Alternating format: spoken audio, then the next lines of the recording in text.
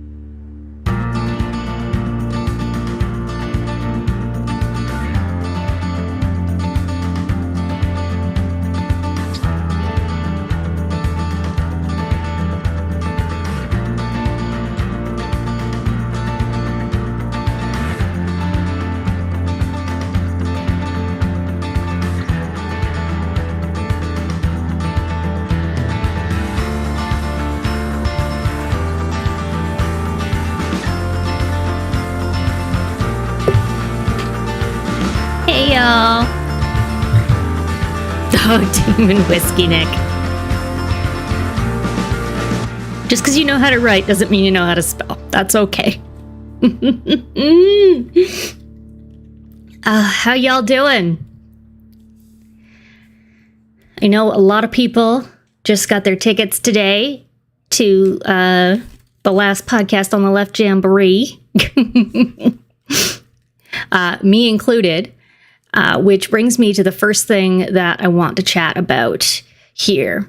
So you will see down in the bottom left-hand corner of your screen being obscured by chat, which I'm trying to fix right now.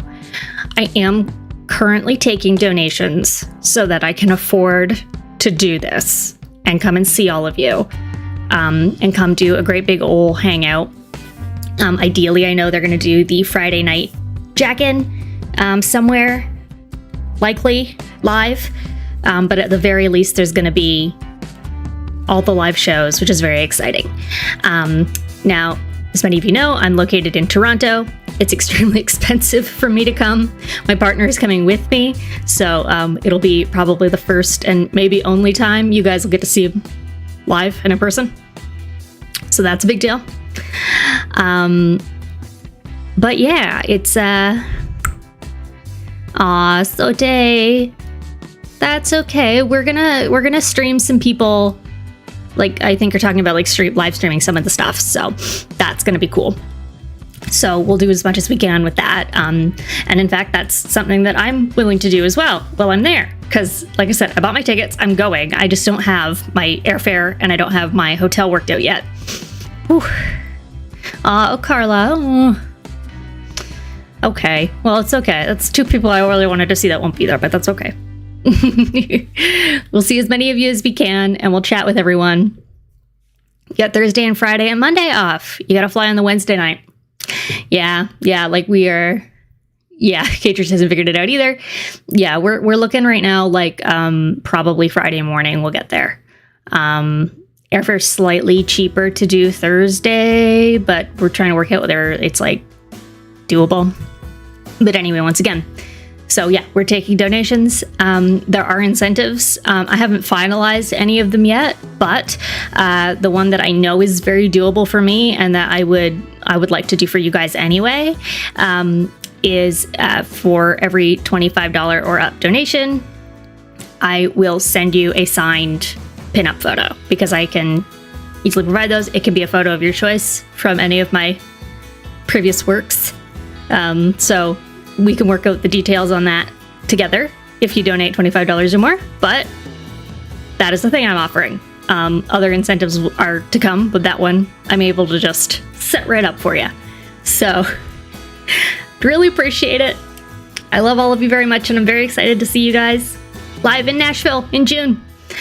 And I have also put out the put this into the universe that I will potentially be doing some burlesque while I'm there. So maybe there might be a chance for you guys to come see me do that live too. I'm really excited for us all to party and hang out. It's gonna be so much fun.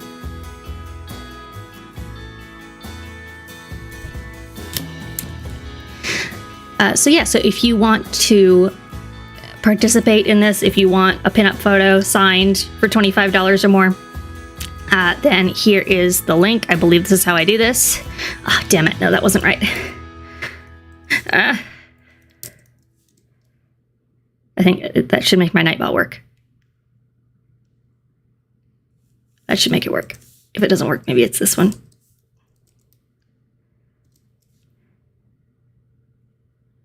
Demon Whiskey Nick's trying to help.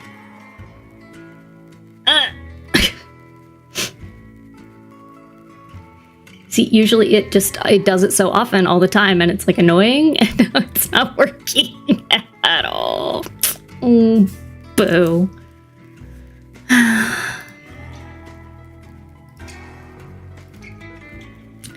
But anyway, it will post in the chat and it'll be there.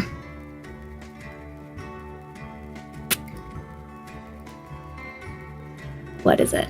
Does this one work? I have like 4 set up. Maybe this one will work.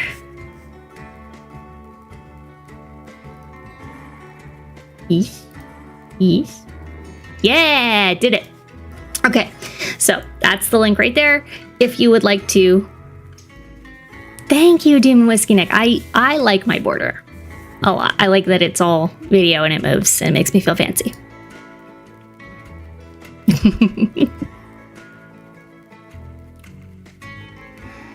Okay, great. So there we go.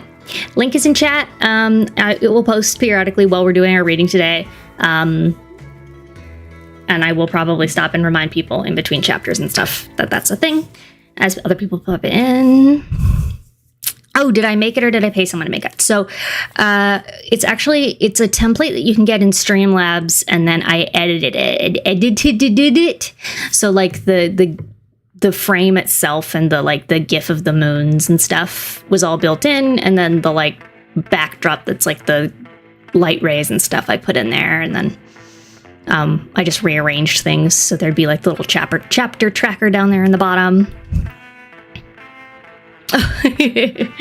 That's okay that you haven't finished the first book. It'll make for a little bit of confusion between when you're hanging out with us for this book and all of that, but eventually it'll all make sense and it'll get there.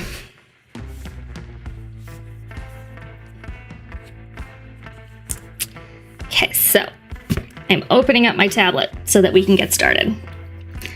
As usual, don't really remember where we were. I know that last time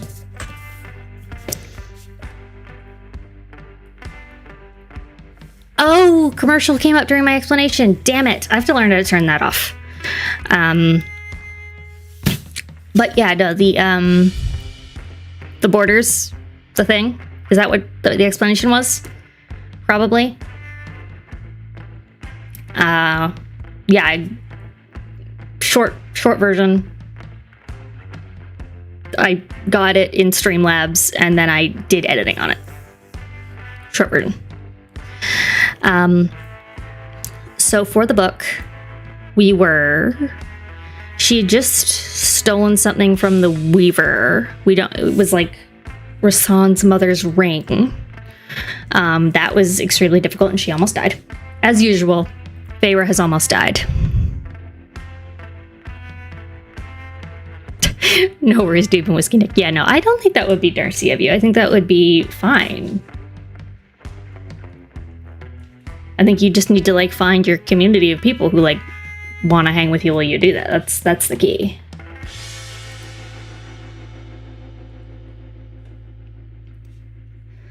But yeah, just looking at the first line here, it looks like we are in a chapter where they are flying to go meet with humans again, I believe. This is what is happening. And she's flying with Azrael. That's his name. Oh, no worry, Damon Whiskey Nick. It was good to see you. Thanks for hanging out. But yeah, they're gonna go see some humans, and she's flying with Azrael specifically, I think, because she doesn't say one thing. Is Feyre getting powers? Yes. but we don't know the full extent of it yet. Truly. There's still a lot to learn about it.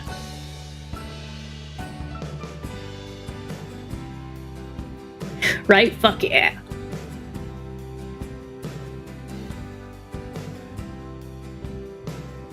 Come on.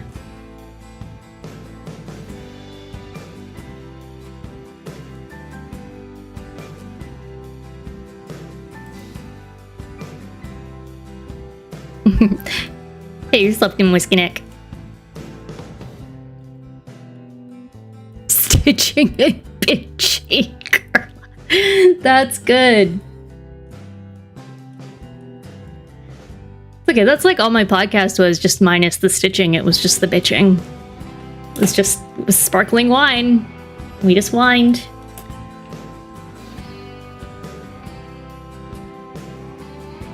Okay. I'm gonna switch this up now because the vibe is a little different for the actual story. Here we go.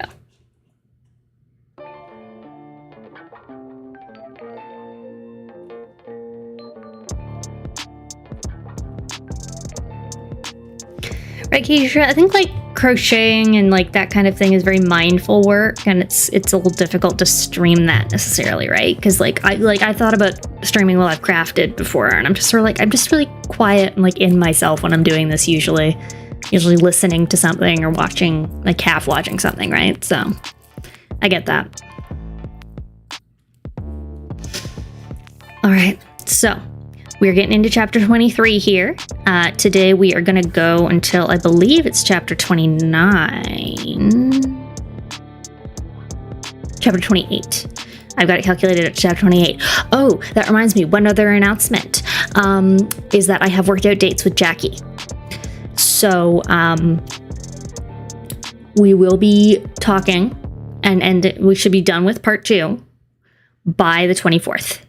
Meaning that the next stream, the 27th, Jackie will be on. I have to do a little bit more math to recalculate and recalibrate around some things because I didn't realize that one of my dates overlaps with the day that the last podcast show in Toronto is. And so I probably won't stream that day. No guarantees. I've left it as a stream day for now because it's in the evening and it's a Sunday. And so I could do the afternoon, but I haven't decided.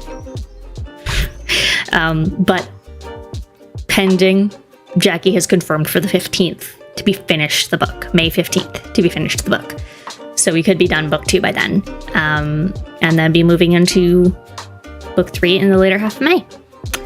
So those are our dates right now. I will update you if they change.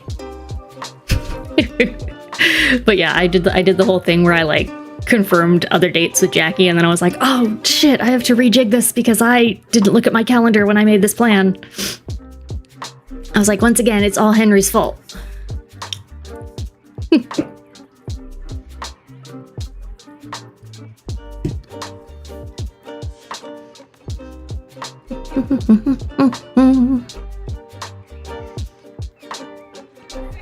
All right, great. So I think we're settled in here. We're going to start reading chapter 23. Yeah, I think I'm just going to get right into it. Oh, I want my candles.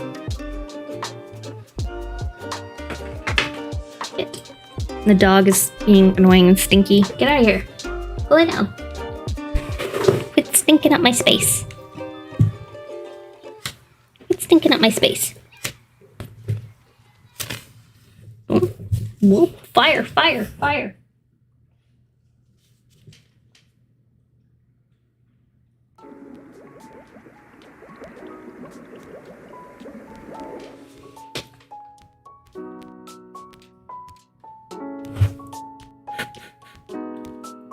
Okay, these are all the ones I'm going to do today. Get.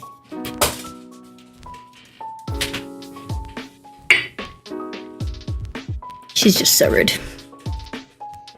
She's so rude. Okay. Chapter 23. It had been a year since I had stalked through that labyrinth of snow and ice and killed a fairy with hate in my heart.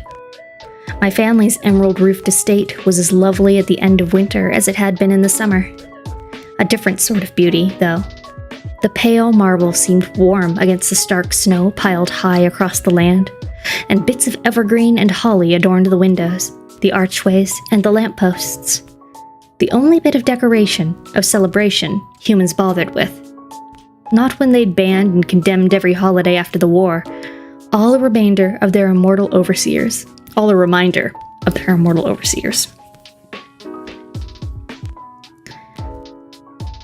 3 months with Amarantha had destroyed me. I couldn't begin to imagine what millennia with high fae like her might do. The scars it'd leave on a culture, a people. My people, or so they had once been. Hood up, fingers tucked into the fur-lined pockets of my cloak, I stood before the double doors of the house, listening to the clear ringing of the bell I'd pulled a heartbeat before. Behind me, hidden by Reese's glamours, my 3 companions waited, unseen. I told them it would be best if I spoke to my family first, alone. I shivered, craving the moderate winter of Valaris, wondering how it could be so temperate in the far north, but everything in Prythian was strange. Perhaps when the wall hadn't existed, when magic had flowed freely between realms, the seasonal differences hadn't been so vast. The door opened, and a merry-faced round housekeeper, Mrs. Laurent, I recalled, squinted at me. "May I help?" The words trailed off as she noticed my face. With the hood on, my ears and crown were hidden, but that glow, the preternatural stillness. She didn't open the door wider. "I'm here to see my family," I choked out. Your father is away on business, but your sisters?" She didn't move. She knew. She could tell there was something different, something off. Her eyes darted around me. No carriage, no horses, no footprints through the snow. Her face blanched, and I cursed myself for not thinking of it. "Mrs. Laurent?" Something in my chest broke at Elaine's voice from the hall behind her. At the sweetness and youth and kindness, untouched by Prythian, unaware of what I'd done, become, I backed away a step. I couldn't do this, couldn't bring this upon them. Then Elaine's face appeared over Mrs. Laurent's round shoulder. Beautiful. She'd always been the most beautiful of us. Soft and lovely, like a summer dawn. Elaine was exactly as I'd remembered her. The way I'd made myself remember her in those dungeons, when I told myself that if I failed, if Amarantha crossed the wall, she'd be next. The way she'd be next if the King of Hybern shattered the wall, if I didn't get the Book of Breathings. Elaine's golden brown hair was half up, her pale skin creamy and flushed with color, and her eyes, like molten chocolate, were wide as they took me in. They filled with tears and silently overran, spilling down those lovely cheeks. Mrs. Laurent didn't yield an inch. She'd shut this door in my face the moment I so much as breathed wrong. Elaine lifted a slender hand to her mouth as her body shook with a sob. "Elaine," I said hoarsely. Footsteps on the sweeping stairs behind them. Then, "Mrs. Laurent, drop some tea and bring it to the drawing room." The housekeeper looked to the stairs, then to Elaine, then to me. A phantom in the snow. The woman merely gave me a look that promised death if I harmed my sisters as she turned into the house, leaving me before Elaine, still quietly crying. But I took a step over the threshold and looked up the staircase, to where Nesta stood, a hand braced on the rail, staring as if I were a ghost. The house was beautiful, but there was something untouched about it, something new compared to the age and worn love of Reese's homes in Valaris. and seated before the carved marble sitting room hearth, my hood on, hands outstretched toward the roaring fire, I felt like they had let in a wolf, a wraith. I had become too big for these rooms, for this fragile mortal life, too stained and wild and powerful. And I was about to bring that permanently into their lives as well. Where Reese, Cassian, and Azriel were, I didn't know. Perhaps they stood as shadows in the corner, watching. Perhaps they'd remained outside in the snow. I wouldn't put it past Cassian and Azriel to be now flying the grounds, inspecting the layout, making wider circles until they reached the village, my ramshackle old cottage, or maybe even the forest itself. Nesta looked the same, but older. Not in her face, which is as grave and stunning as before, but in her eyes, and the way she carried herself. Seated across from me on a small sofa, my sisters stared and waited. I said, "Where is father?" It felt like the only safe thing to say. "In Neva," Nesta said, naming one of the largest cities on the continent, trading with some merchants from the other half of the world, and attending a summit about the threat above the wall. A threat I wonder if you've come back to warn us about. No words of relief, of love, never from her. Elaine lifted her teacup. "Whatever the reason, Feyre, we are happy to see you. Alive. We thought you were..." I pulled my hood back before she could go on. Elaine's teacup rattled in its saucer as she noticed my ears, my longer, slender hands, the face that was undeniably Fae. "I was dead," I said roughly. "I was dead, and then I was reborn, remade." Elaine set her shivering teacup onto the low-lying table between us. Amber liquid splashed over the side, pooling in the saucer. And as she moved, Nesta angled herself, ever so slightly, between me and Elaine. It was Nesta's gaze I held as I said, "I need you to listen." They were both wide-eyed, but they did. I told them my story, in as much detail as I could endure. I told them of Under the Mountain, of my trials, and Amarantha. I told them about death and rebirth. Explaining the last few months, however, was harder, so I kept it brief. But I explained what needed to happen here, the threat Hybern posed. I explained what this house needed to be, what we needed to be, and what I needed from them. And when I finished, they remained wide-eyed, silent. It was Elaine who at last said, You want other High Fae to come? Here? And the queens of the realm?" I nodded slowly.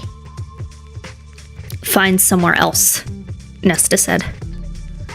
I turned to her, already pleading, bracing for a fight. "Find somewhere else," Nesta said again, straight-backed. "I don't want them in my house, or near Elaine." "Nesta, please," I breathed. "There is nowhere else. Nowhere I can go without someone hunting me, crucifying me." "And what of us? When the people around here learn we're Fae sympathizers? Are we any better than the children of the blessed then? Any standing, any influence we have, gone. And Elaine's wedding?" "Wedding?" I blurted. I hadn't noticed the pearl and diamond ring on her finger.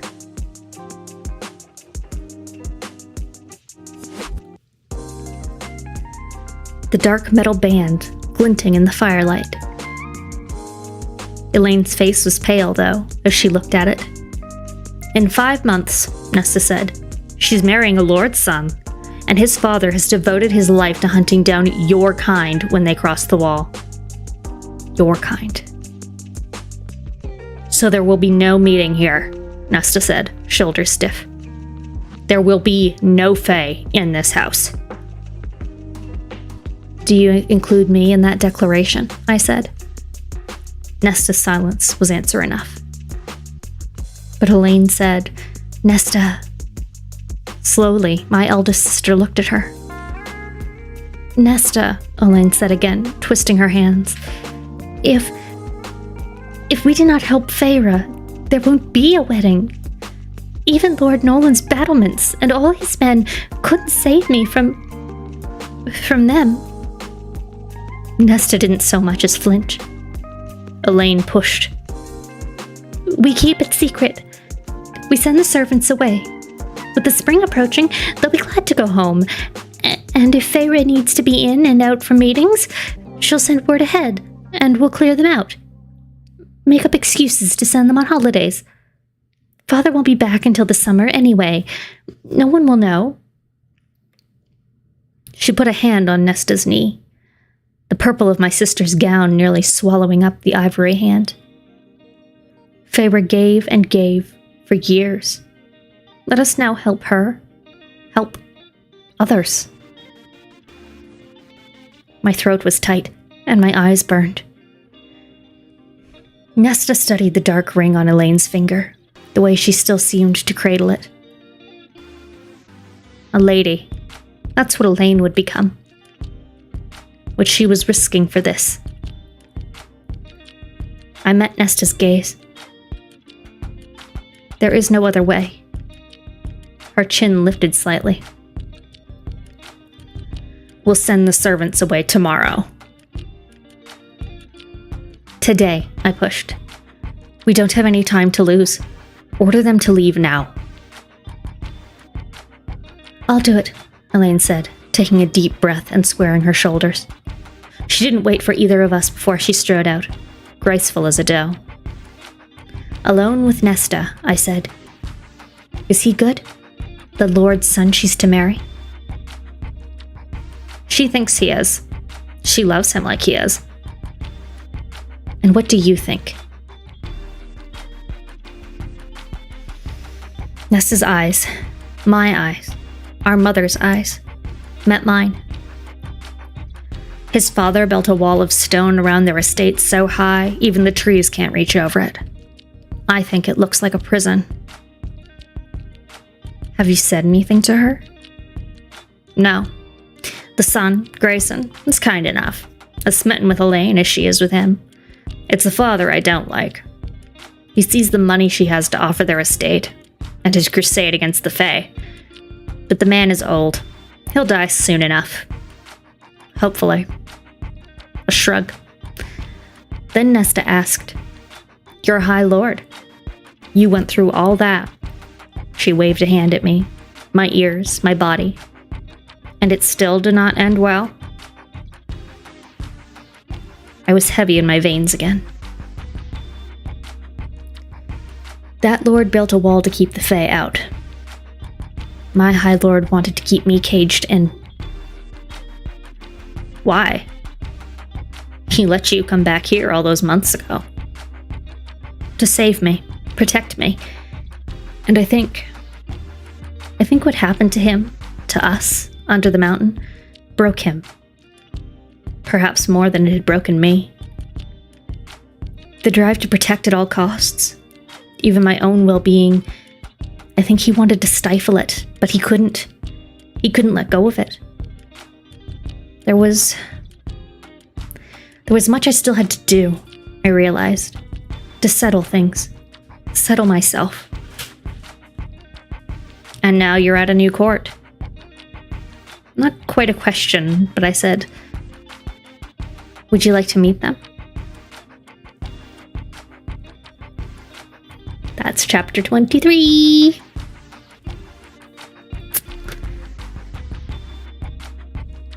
Yeah, right? Like, she kept your asses alive for years. You better help her out.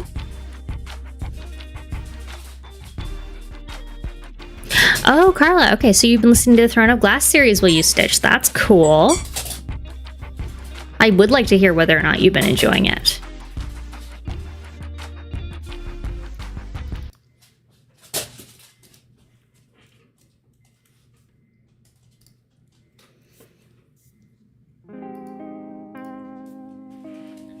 Oh, that's great.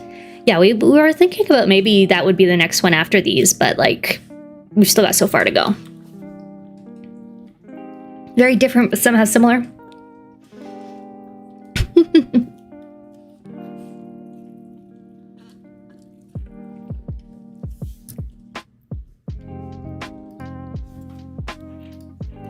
Okay, y'all. Just because we're moving on to a new chapter, and this one is a little bit thicker, here's your next reminder that we're taking donations to get me to Nashville. So $25 or more, and I will send you a signed portrait of myself, one of my pinup portraits.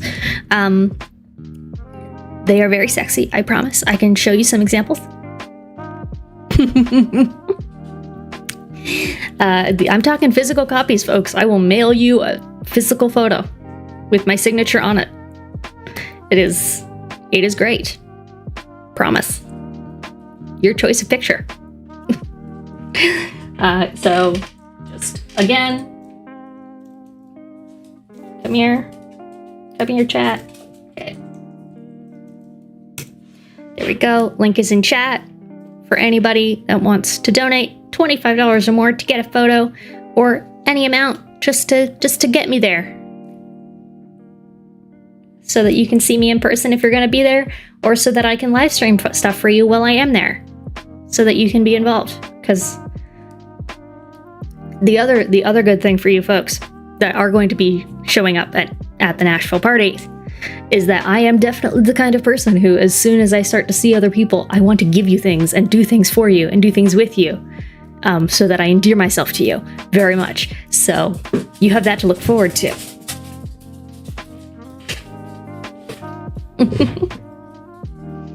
Bye, Carla. See y'all later. All right, awesome. Oh, see, Mimi's sharing. She's excited. All right.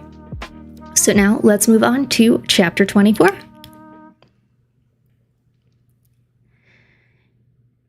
It took hours for Elaine to work her charm on the staff to swiftly pack their bags and leave, each with a purse of money to hasten the process. Mrs. Laurent, though the last to depart, promised to keep what she'd seen to herself. I didn't know where Reese, Cassian, and Azriel had been waiting, but when Mrs. Laurent had hauled herself into the carriage crammed with the last of the staff, heading down to the village to catch transportation to wherever they all had family, there was a knock on the door. Ooh, Katrisha, woo! More books, more books.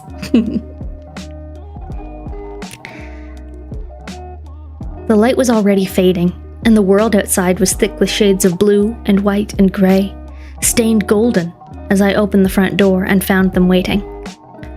Nesta and Elaine were in the large dining room, the most open space in the house. Looking at Reese, Cassian, and Azriel, I knew I'd been right to select it as the meeting spot. They were enormous, wild and rough and ancient. Reese's brows lifted. You'd think the mental plague had befallen the house. I pulled the door open wide enough to let them in, then quickly shut it against the bitter cold. My sister Elaine could convince anyone to do anything with a few smiles. Cassian let out a low whistle as he turned in place, surveying the grand entry hall. The ornate furniture, the paintings, all of it paid for by Tamlin, initially. He'd taken such care of my family, yet his own, I didn't want to think about his family, murdered by a rival court for whatever reason no one had ever explained to me. Not now that I was living amongst them. He'd been good. There was a part of Tamlin that was good. Yes. He'd given me everything I needed to become myself, to feel safe. And when he got what he wanted, he'd stopped. He'd tried, but not really. He'd let himself remain blind to what I needed after Amarantha. Your father must be a fine merchant. I've seen castles with less wealth, Cassian said. I found Reese studying me, a silent question written across his face. I answered. My father is away on business, and attending a meeting in Neva about the threat of Prythian. Prythian, Cassian said, twisting toward us. Not Hybrid? It's possible my sisters were mistaken. Your lands are foreign to them. They merely said above the wall. I assumed they thought it was Prythian. Azriel came forward on feet as silent as a cat's. If humans are aware of this threat, rallying against it, then they might give us an advantage when contacting the queens. Rhys was still watching me, as if he could see the weight that had pressed into me since arriving here. The last time I'd been in this house, I'd been a woman in love. Such frantic, desperate love that I went back into Prythian. I went under the mountain, as a mere human. As fragile as my sisters now seemed to be. Come, Rhys said, offering me a subtle, understanding nod before motioning to lead the way. Let's make this introduction. My sisters were standing by the window, the light of the chandeliers coaxing the gold in their hair to glisten. So beautiful and young and alive. But when would that change? How would it be to speak to them when I remained this way while their skin had grown paper-thin and wrinkled, their backs curved at the weight of years, their white hands speckled? I would be barely into my immortal existence when theirs was wiped out like a candle before a cold breath. But I could give them a few good years, safe years, until then. I crossed the room, the three males a step behind, the wooden floors as shining and polished as a mirror beneath us. I had removed my cloak now that the servants were gone, and it was to me, not the Illyrians, that my sisters first looked. At the fey clothes, the crown, the jewelry. A stranger. This part of me was now a stranger to them. Then they took in the winged males. Or two of them. Rhys's wings had vanished, his leathers replaced with this fine black jacket and pants. My sisters both stiffened at Cassian and Azriel, at those mighty wings tucked in tight to powerful bodies, at the weapons, and then at the devastatingly beautiful faces of all three males. Ooh. These ladies. Maybe Elaine won't be getting married. I don't know. Elaine, to her credit, did not faint. And Nesta, to hers, did not hiss at them. She just took a not-so-subtle step in front of Elaine and ducked her fisted hand behind her simple, elegant amethyst gown. The movement did not go unnoticed by my companions. I halted a good 4 feet away, giving my sisters breathing space in a room that had suddenly been deprived of all air. I said to the males, my sisters, Nesta and Elaine, Asheron. I had not thought of my family name, had not used it, for years and years. Because even when I had sacrificed and hunted for them, I had not wanted my father's name. Not when he sat before that little fire and let us starve. Let me walk into the woods alone. I'd stopped using it the day I'd killed that rabbit, and felt its blood stain my hands. The same way the blood of those fairies had marred it years later like an invisible tattoo. My sisters did not curtsy. Their hearts wildly pounded, even Nesta's, and the tang of their terror coated my tongue. Cassian, I said, inclining my head to the left. Then I shifted to the right, grateful those shadows were nowhere to be found, as I said, Azriel. I half turned, and Rhysand, High Lord of the Night Court. Rhys had dimmed it too, I realized, the night rippling off him, the otherworldly grace and thrum of power. But looking in those star-flecked violet eyes, no one would ever mistake him for anything but extraordinary. He bowed to my sisters. "Thank you for your hospitality and generosity," he said with a warm smile. But there was something strained in it. Elaine tried to return the smile, but failed. And Nesta just looked at the three of them, then at me, and said, "The cook left dinner on the table. We should eat before it goes cold." She didn't wait for my agreement before striding off, right to the head of the polished cherry table. Elaine rasped, "Nice to meet you," before hustling after her, the silk skirts of her cobalt dress whispering over the parquet floor. Cassian was grimacing as we trailed them. Reese's brows were raised, and Asriel looked more inclined to blend into the nearest shadow and avoid this conversation altogether. Nesta was waiting at the head of the table, a queen ready to hold court. Elaine trembled in the upholstered carved wood chair to her left. I did them all a favor and took the one to Nesta's right. Cassian claimed the spot beside Elaine, who clenched her fork as if she might wield it against him. And Reese slid into the seat beside me, Asriel on his other side. A faint smile bloomed upon Asriel's mouth as he noticed Elaine's fingers white-knuckled on that fork. But he kept silent, focusing instead, as Cassian was subtly trying to do, on adjusting his wings around a human chair. Cauldron damn me. I should have remembered, though I doubted either would appreciate it if I now brought in 2 stools. I sighed through my nose and yanked the lids off the various dishes and casseroles. Poached salmon with dill and lemon from the hothouse, whipped potatoes, roast chicken with beets and turnips from the root cellar, and some casserole of egg, game meat, and leeks. Seasonal food, whatever they had left at the end of the winter. I scooped food onto my plate, and sounds of my sisters and companions doing the same filling the silence. I took a bite and fought my cringe. Once, this food had been rich and flavorful. Now it was ash in my mouth. Reese was digging into his chicken without hesitation. Cassian and Asriel ate as if they hadn't had a meal in months. Perhaps being warriors, fighting in wars, had given the ability to see food as strength and put taste aside. You ever meet food as fuel people? I don't understand food as fuel people. I don't get it. My father is like that. He'll just kind of eat whatever makes sense to him in the moment. I don't get it. But you put something like flavorful and interesting in front of him and he's just like, "What the fuck is this? Where's my plain chicken? I want to rip it up and put it in a soup. Don't put any spice in it. Take all the vegetables out. Unless they're green."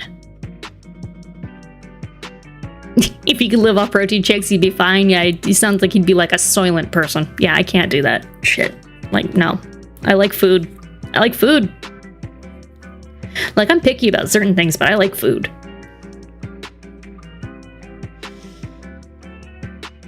I found Nesta watching me. "Is there something wrong with our food?" she said flatly. I made myself take another bite, each movement of my jaw an effort. "No," I swallowed, and gulped down a healthy drink of water. "So you can't eat normal food anymore?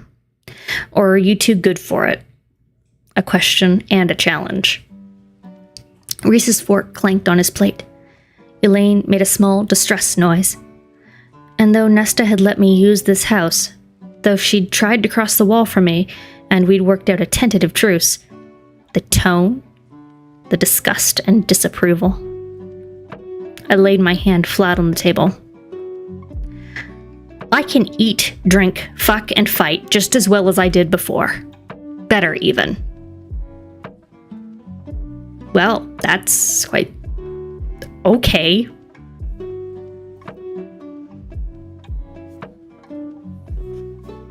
Don't know if you needed to mention that you fuck better to your sister, but alright.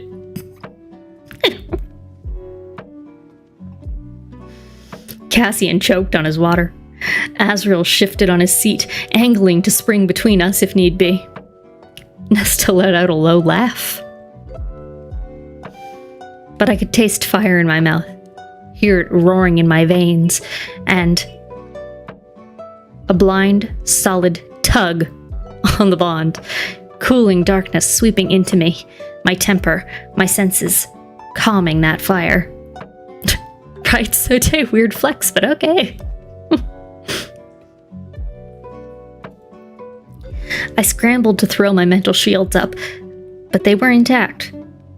Rhys didn't so much as blink at me before he said evenly to Nesta, "If you ever come to Prithian, you will discover why your food tastes so different." Nesta looked down her nose at him. "I have little interest in ever setting foot in your land, so I'll have to take your word on it." "Nesta, please," Elaine murmured. Cassian was sizing up Nesta, a gleam in his eyes that I could only interpret as a warrior finding himself faced with a new, interesting opponent. He thinks she's hot. He wants to kiss her. He wants to love her.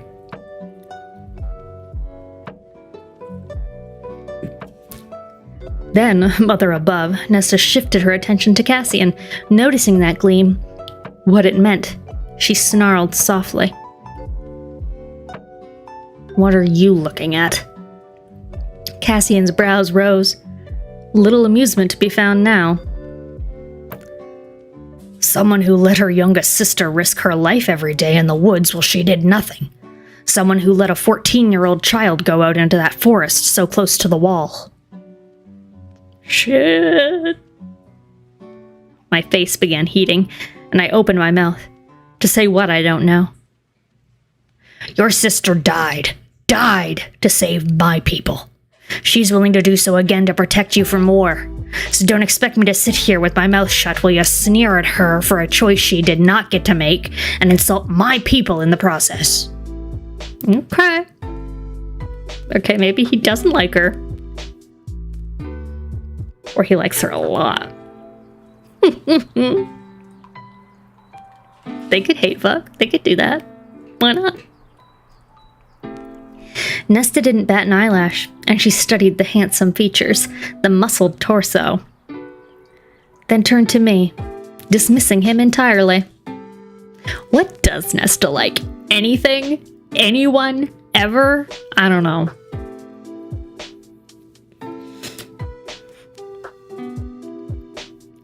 Cassian's face went almost feral. A wolf who had been circling a doe, only to find a mountain cat wearing its hide instead. Oh. Well, yeah, she likes Elaine, and that's about it.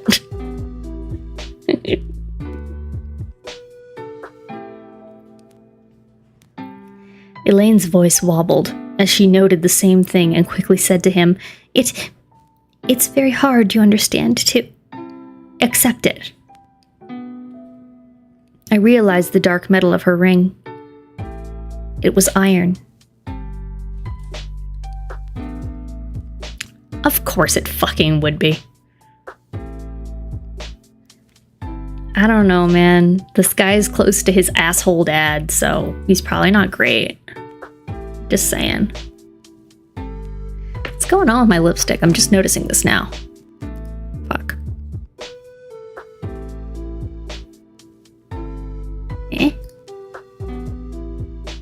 Oh. Camera's frozen. Camera's frozen.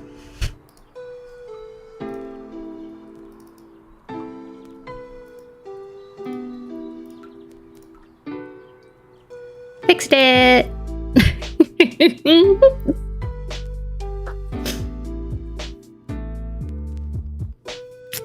All right.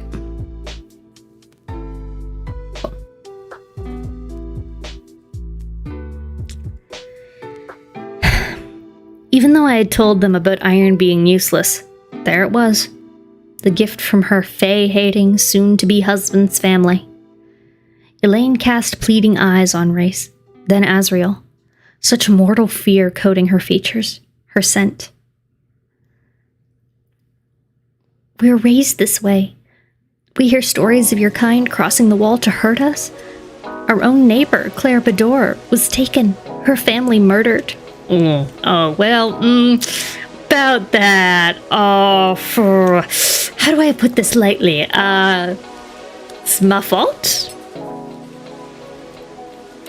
Might be maybe kind of my fault.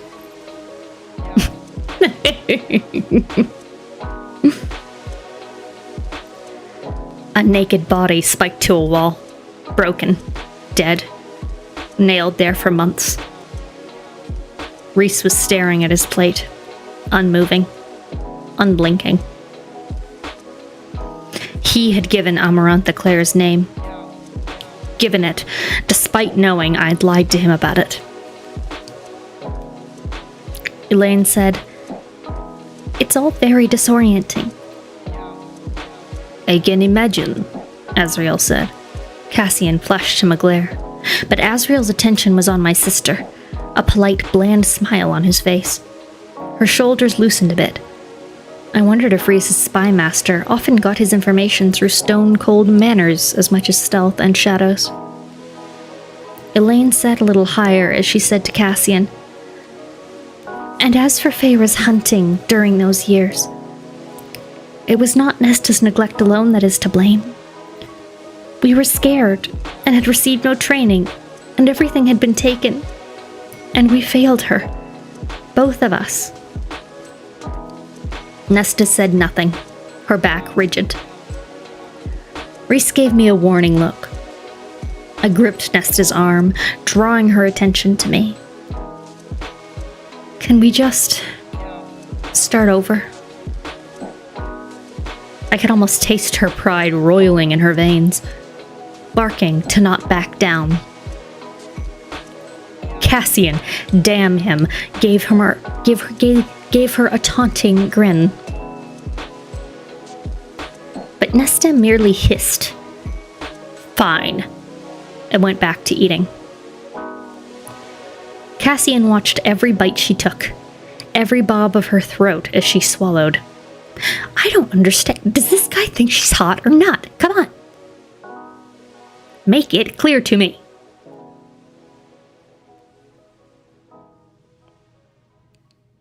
I forced myself to clean my plate, aware of Nesta's own attention on my eating. Also, why is she still obsessed with it? Just, let your sister be. You already told her that you realize she doesn't like it. She's eating it. Can you just fuck off? Everybody else ate it. Just, chill, okay? Fuck. What, you don't like my food? You don't like the food I make for you? You come in my house, you don't eat my food.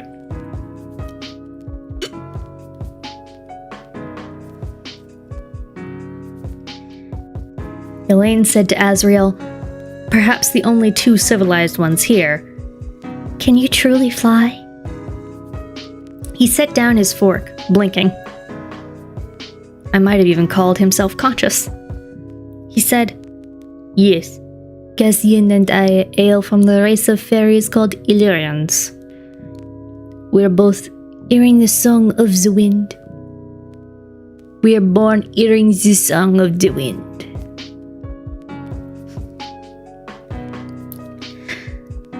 "That's very beautiful," she said. "Is it not frightening, though? To fly so high?" As someone with a difficult relationship with her sister, I will find any reason to be pissed. Yeah.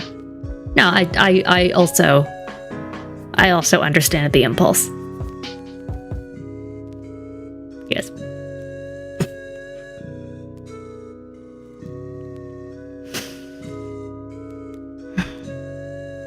"It is sometimes," Azriel said. Cassian tore his relentless attention from Nesta long enough to nod his agreement. "If you are caught in a storm, if the current drops away. But we are trained so thoroughly that the fear is gone before we're out of swaddling." And yet, Azriel had not been trained until long after that. "You get used to the wording," he'd told me earlier. How often did he have to remind himself to use such words? Did we and our and us taste as foreign on his tongue as they did on mine?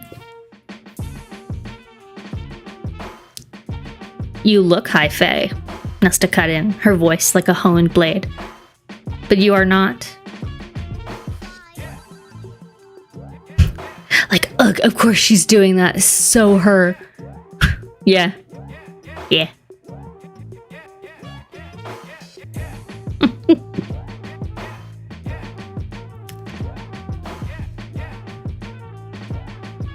Only the high fae who look like them, Cassian drawled, waving a hand to me and Reese, are high fae. Everyone else? Any other differences? Markia is what they like to call lesser fairies. Rissand at last said, It's become a term used for ease, but masks a long, bloody history of injustices. Many lesser fairies resent the term and wish for us all to be called one thing. Rightly so, Cassian said, drinking from his water. Nesta surveyed me. But you were not high fae, not to begin. So what did they call you? I couldn't tell if it was a jab or not. Reese said, Farah is whoever she chooses to be. Nesta now examined us all, raising her eyes to that crown. But she said, Write your letter to the queens tonight. Tomorrow, Elaine and I will go to the village to dispatch it. If the queens do come here, she added, casting a frozen glare at Cassian, I'd suggest bracing yourselves for prejudices far deeper than ours. And contemplating how you plan to get us all out of this mess should things go sour. We'll take that into account, Reese said smoothly. Nesta went on, utterly unimpressed by any of us. I assume you'll want to stay the night. Reese glanced at me in silent question. We could easily leave, the males finding the way home in the dark, but too soon, perhaps.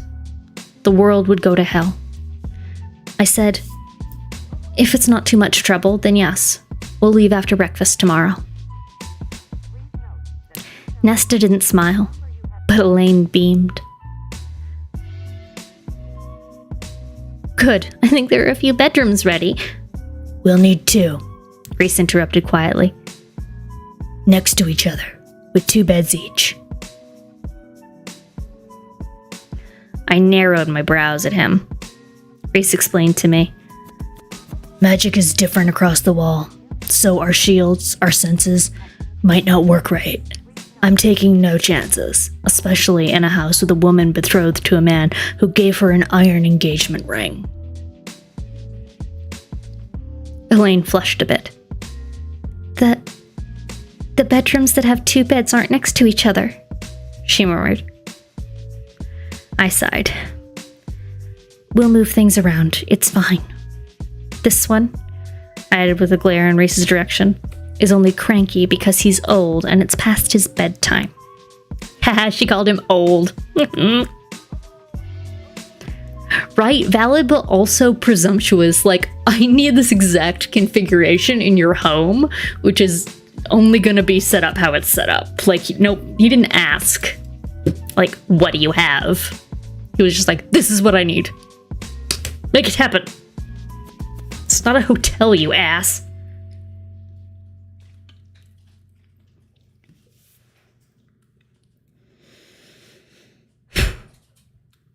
Reese chuckled, Cassian's wrath slipping enough that he grinned, and Elaine, noticing Azriel's ease as proof that things weren't indeed about to go badly, offered one of her own as well. Nesta just rose to her feet, a slim pillar of steel, and said to no one in particular, If we're done eating, then this meal is over. And that was that. Reese wrote the letter for me, Cassian and Azriel chiming in with corrections, and it took us until midnight before we had a draft we all thought sounded impressive, welcoming, and threatening enough. My sisters cleaned the dishes while we worked, and had excused themselves to bed hours before, mentioning where to find our rooms. Cassian and Azriel were to share one, Reese and I the other. Why are they sleeping together? Is this gonna be a thing? This is gonna be a thing, right?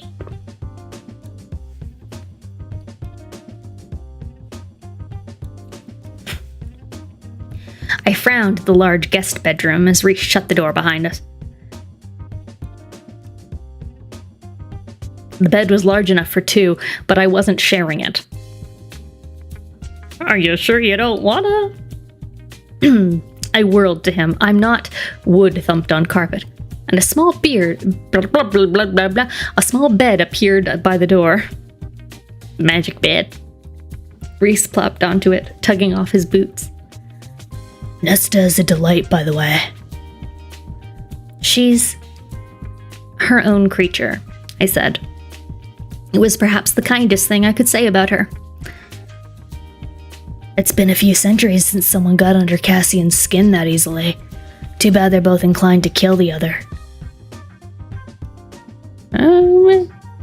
I don't know. I was reading spicy vibes, but that's me. Misinterpreted aggression for sexual tension again? Yeah, probably. Probably. Part of me shuddered at the havoc the two would wreak if they decided to stop fighting. And Elaine, Reese said, sighing as he removed his other boot, should not be marrying that lord's son. Not for about a dozen reasons. Least of which being the fact that you won't be invited to the wedding. Though maybe that's a good thing. I hissed. That's not funny. At least you won't have to send a gift, either. I doubt her father-in-law would deign to accept it. You have a lot of nerve mocking my sisters you have a lot of nerve mocking my sisters when your own friends have equally as much melodrama. His brows lifted in silent question. I snorted. Oh, so you haven't noticed the way Asriel looks at Moore? Or how she sometimes watches him, defends him? And how both of them do such a good job letting Cassian be a buffer between them most of the time? What's going on there? Reese leveled a look at me. I'd suggest keeping those observations to yourself. You think I'm some busybody gossip? My life is miserable enough as it is. Why would I want to spread that misery to those around me as well? Is it miserable? Your life, I mean. A careful question. I don't know. Everything's happening so quickly that I don't know what to feel. It was more honest than I'd been in a while. Perhaps once we return home, I should give you the day off. How considerate of you, my lord. He snorted, unbuttoning his jacket. I realized I stood in all my finery, with nothing to wear to sleep.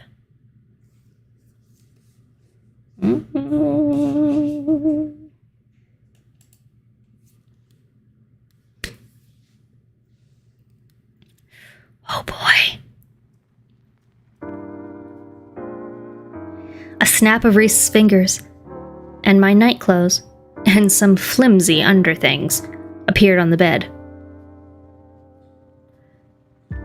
I don't like his next sentence.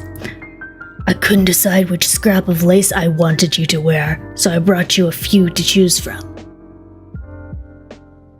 Ew. Which one you wanted her to wear? Fuck you. You've dressed her enough, sir.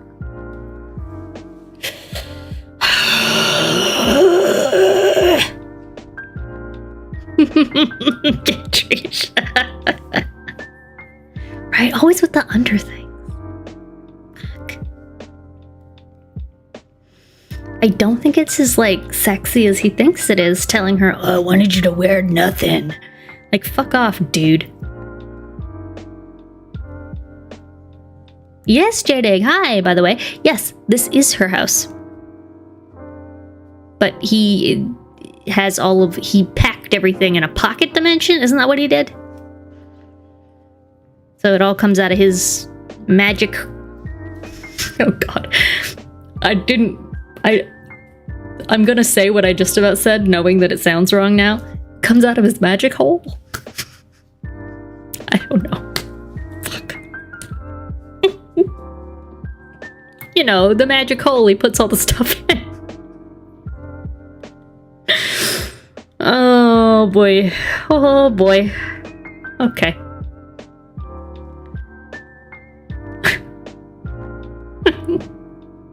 It was very brief. Like, I didn't remember it until right this moment. I think it was just like when they were getting ready to go, he just like took some things and put it in a magic hole.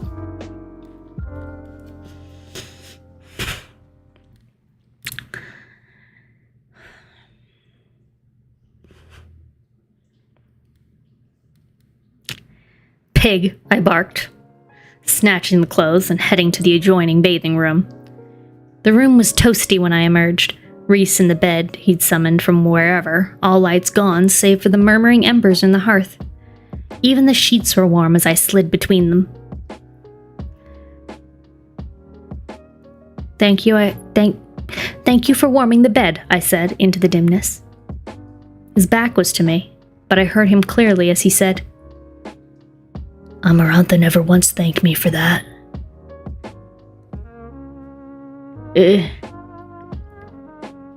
Any warmth leached away. She didn't suffer enough. Not even close for what she had done. To me, to him, to Claire, to so many others. Reese didn't answer. Instead, he said, I didn't think I could get through that dinner. What do you mean? He'd been rather calm, contained. Your sisters mean well, or one of them does. But seeing them sitting at that table, I hadn't realized it would hit me as strongly. How young you were. How they didn't protect you. I managed just fine. We owe them our gratitude for letting us use this house, he said quietly. But it will be a long while yet before I can look at your sisters without wanting to roar at them. A part of me feels the same way, I admitted, nestling down into the blankets. But if I hadn't gone into those woods, if they hadn't let me go out there alone, you would still be enslaved. And perhaps Amarantha would now be readying her forces to wipe out these lands. Silence. Then, I am paying you a wage, for all of this. You don't need to. Even if I had no money of my own. Every member of my court receives one. There's already a bank account in Valaris for you, where your wages will be deposited. And you have lines of credit at most stores. So if you don't have enough on you when you're shopping, you can have the bill sent to the house. Thanks for explaining the finance situation to us, Rasand. I appreciate it, but this also feels kind of exposition-y, and I don't know if we needed the detail right now. I don't know. Okay, thanks. How convenient and great and perfect. Kind of a weird moment, but alright. Let's talk about banking. You don't have to do that, I swallowed hard. And how much exactly am I getting paid each month? Each month? Same amount the others receive. So non-specific, just like an employer. You make the same as everybody. Don't ask them. Don't talk about how much you make.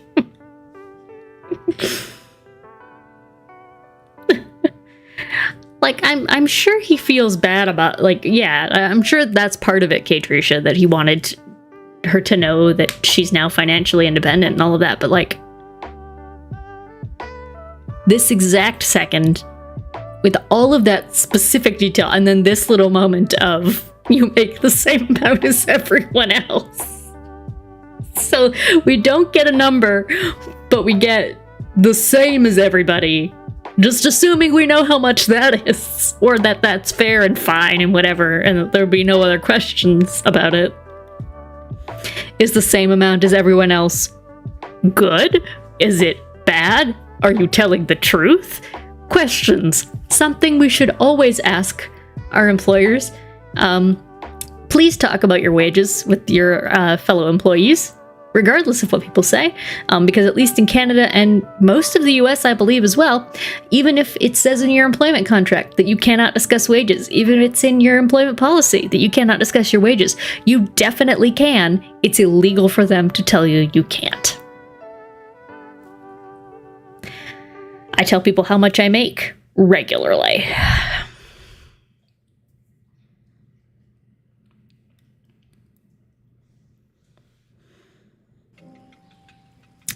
No doubt a generous, likely too generous salary assumptions. But he suddenly asked, "When is your birthday?" See, he's just asking all these random weird, like, admin questions. It's just like, I don't have a head of HR, so I've just got to, like, do this right now, please. Can I also get any allergies? We do team lunch on Fridays, so I need to know.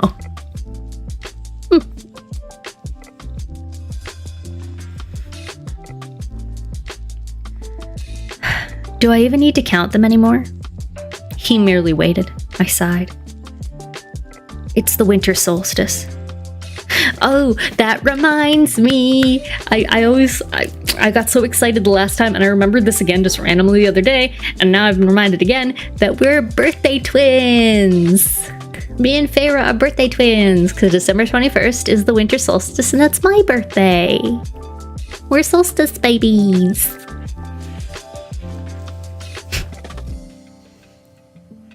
So she also has a shitty birthday. Because it's right by Christmas, so nobody ever comes to my parties. Or has any money to buy me good gifts. Or they try to combine my gifts. Not that gifts are everything, but you know, it matters. It's born on the longest night.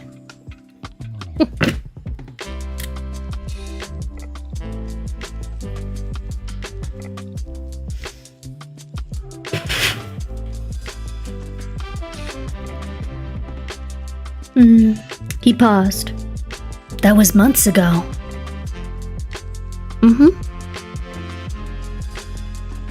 You didn't... I don't remember seeing you celebrate it.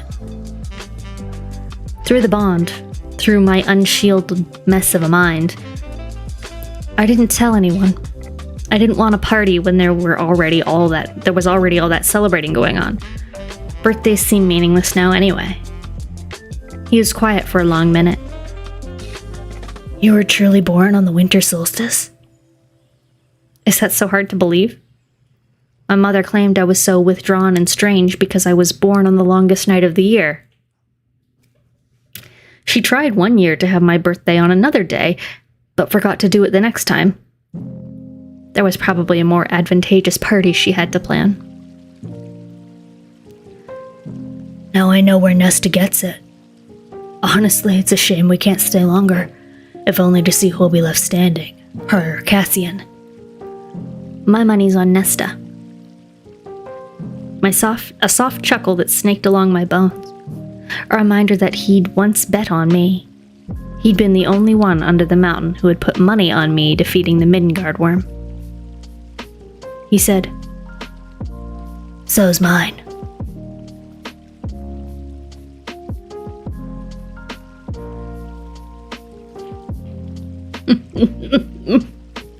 So yeah, people born on the winter solstice are withdrawn and strange. Yeah, we kinda are.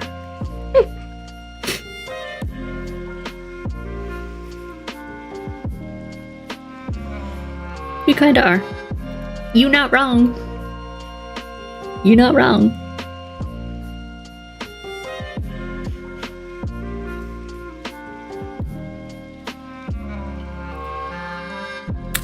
So that was chapter 24. Here is your regular reminder as we just wrap up another chapter that I am currently fundraising so that I can get to Nashville and that I can join you all at the last podcast on the Left Jamboree and have a really great time and potentially perform for y'all. It's extremely expensive to get from Toronto, Canada, all the way to Nashville, Tennessee, especially during a pandemic, especially in June, which is not that far away. So all of your like way in advance planning discounts are out the window, and especially for some reason that particular weekend. So if you would like to donate, the link will be in chat. As a nice little bonus, if you donate $25 or more, I will send you a signed pinup photo of myself. I'm talking a real physical photo. You can select from an assortment of my collected works. Yeah, prices are way up that weekend, Katricia. Just for posterity's sake. Here, why don't I put a photo of myself up here? Does this show you one of the lovely pictures that you could have? Because I have a nice selection. Am I gonna freeze my computer? I hope not. I hope not. I have to find one that is not TOS. Because there are some. Oh, there are some. Pictures. Let's do this one, and let's do this one. How about... anything here? No!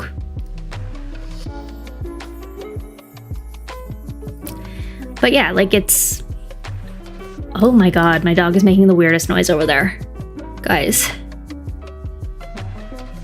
Oh, don't worry, Katricia, I got you.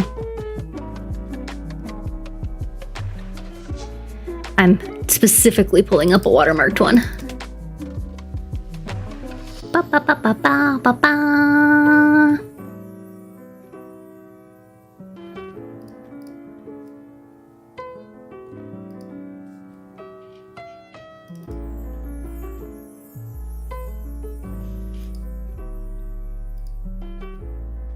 Come on, where'd it go?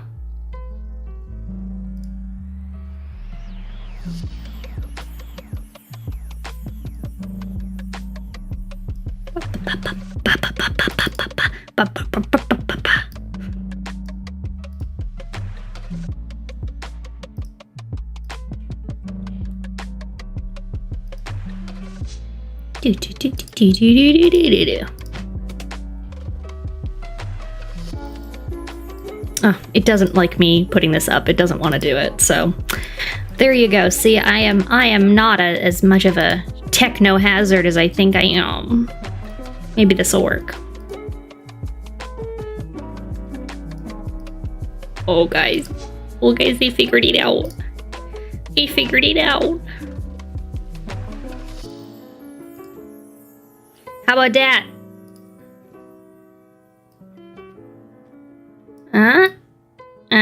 Look at that. Oh my god.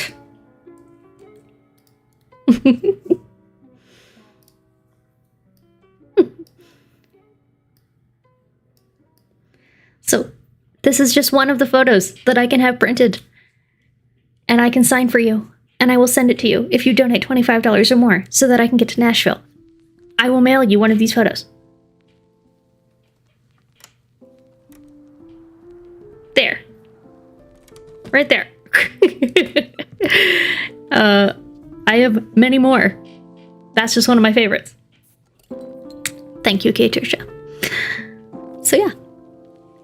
Lots of opportunities. So this is the first incentive. This is just the first one that I was able to sort of... Thank you, Sote. It is a pretty awesome picture. I agree. But I'm taking it down now. Because you can only get it if you donate $25 or more, and then you can have a physical copy of that photo. There is the link. Right there in chat. Nightbot did it for me. I didn't even have time to put it in. It just did it. So there you go. Makes it a lot easier for me to make the trip. Because this was an impulse thing. Not something I've been saving for or planning for. At all.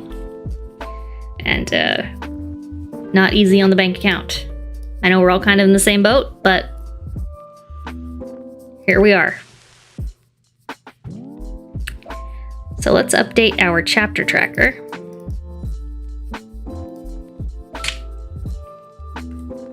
To chapter 25.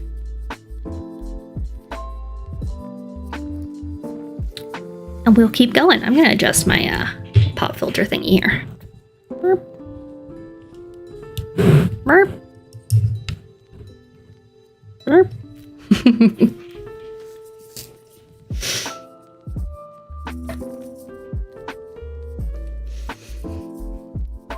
Okay. Chapter 25.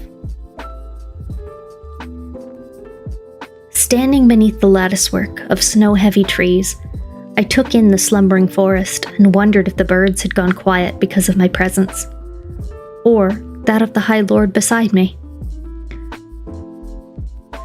Freezing my ass off first thing in the morning isn't how I intended to spend our day off, Rasand said, frowning at the wood. I should take you to the Illyrian steppes when we return. The forest there is far more interesting and warmer. I have no idea where those are. Snow crunched under the boots Reese had summoned when I declared I wanted to train with him. And not physically, but with the powers I had. Whatever they were. You showed me a blank map that one time, remember? Precautions. Am I ever going to see a proper one? Or will I be left to guess about where everything is? You're in a lovely mood today, Reese said, and lifted a hand in the air between us. A folded map appeared, which he took his sweet time opening. Lest you think I don't trust you, favorite darling. He pointed to just south of the Northern Isles. These are the steps. 4 days that way. Oh, Sote, thank you! Oh, thank you so much. Okay, I will be in touch about Flirtos for you. Thanks.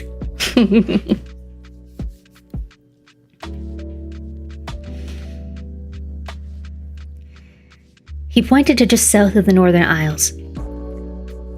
These are the steps. 4 days that way on foot.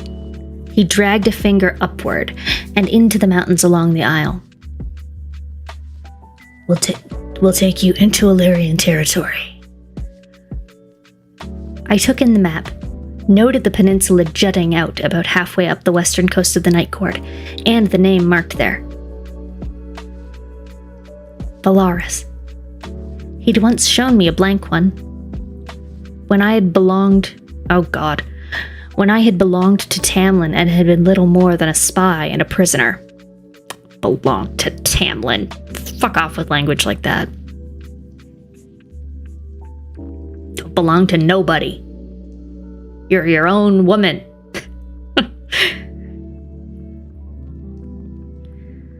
Because he'd known I'd tell Tamlin about the cities, their locations. That Ianthe might learn about it too. I pushed back against the weight in my chest. My gut.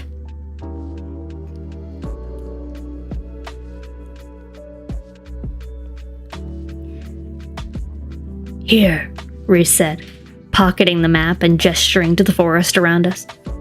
We'll train here. We're far enough now. Far enough from the house, from anyone else, to avoid detection.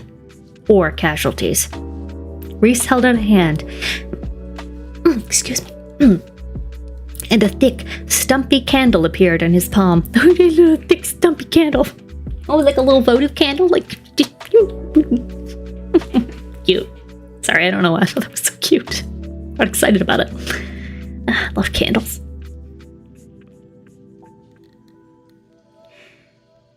He set it on the snowy ground. Light it, douse it with water, and dry the wick. I knew he meant without my hands.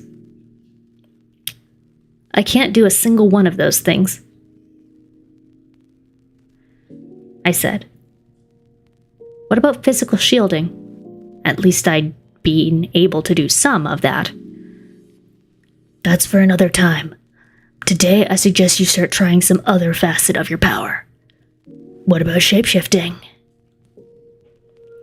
I glared at him. Fire, water, and air it is. Bastard. Insufferable bastard. He didn't push the matter, thankfully. Didn't ask why shapeshifting might be the one power I'd never bother to pull apart and master. Perhaps for the same reason I didn't particularly want to ask about one key piece of his history. Didn't want to know if Azrael and Cassian had helped when the Spring Court's ruling family had been killed. I'd want to know that. I think I would want to know that. Very much so. Charity, I had the same thought, and I was like, oh, I'm not going to say that. Yes, she is the Avatar. Although this time it's not the Fire Nation attacking, because the Autumn Court is not necessarily the bad guys right now.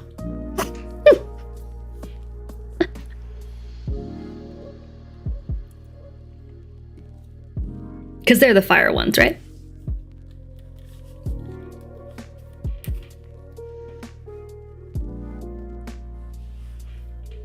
But no, she's like 100 P. She is the Avatar. She can do it all. Everything.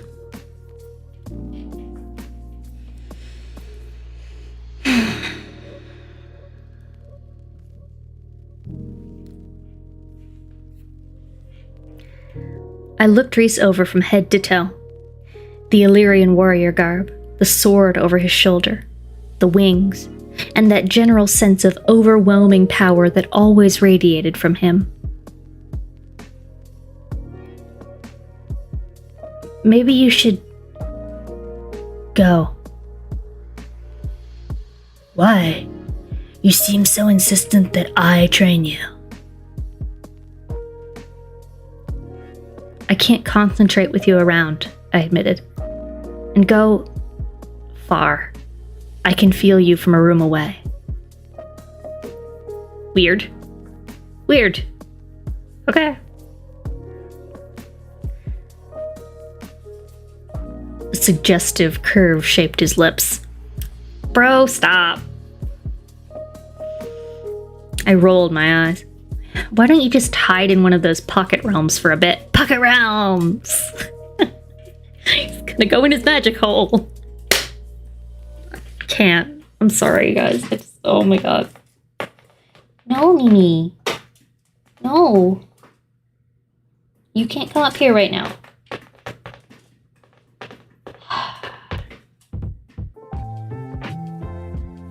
She's scratching so much. Okay, alright.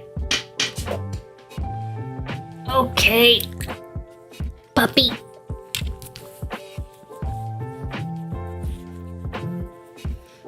It's like pocket sand, but in the butt. Yep. Mm-hmm.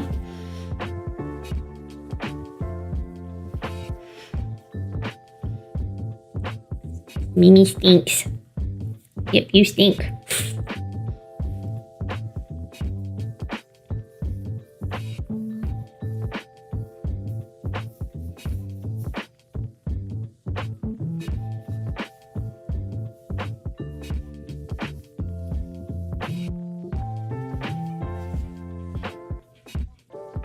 I just caught a little bit of a snippet of a sentence coming up, and I feel like we're going to have a lot to say about it, but I'm not going to spoil it. Okay. It doesn't work like that. There's no air there. Oh, the magic hole has no air. It's an airtight seal. I gave him a look to say he should definitely do it then, and he laughed. Fine. Practice all you want in privacy. He jerked his chin at my tattoo. Give a shout down the bond if you get anything accomplished before breakfast. It's too tight. I frowned at the eye in my palm. What? Literally shout at the tattoo? You could try rubbing it on certain body parts and I might come faster. Ew! Ew! Stop!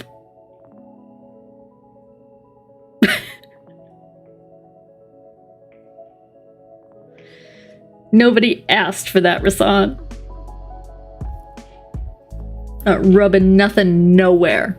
Stop it. Yuck.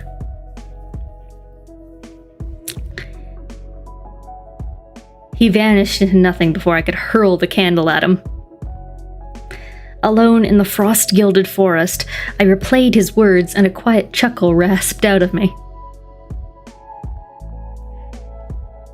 Shut up. No. Ugh. Ugh. So gross.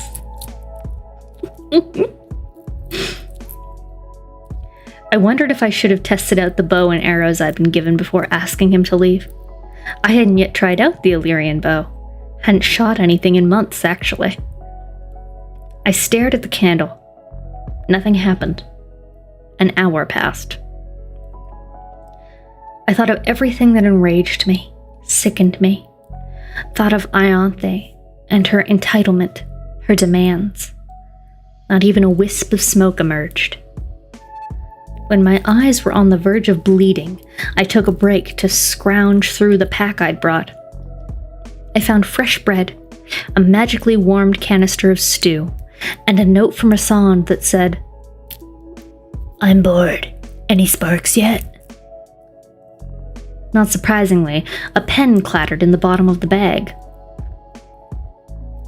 I grabbed the pen and scribbled my response atop the canister before watching the letter vanish right out of my palm. "No, you snoop. Don't you have important things to do?" The letter flicked back a moment later. "You're passing notes." "I'm watching Cassian and Nesta get into it again over their tea. Something you subjected me to when you kicked me off training. I thought this was our day off." I snorted and wrote back, "Poor baby High Lord. Life is so hard." Very texting, yes. Oh, this reminds me, I found a really great Instagram post the other day, and I just haven't found the right place to share it, other than my story, which I think I shared it on a while ago, which was just like a total dunk on landlords, and about how is it fair to subject landlords to having to, pick up the slack when people can't pay their rent. It's like, oh, my poor baby. His only job he's ever had has been being a landlord. He doesn't know how to do anything else.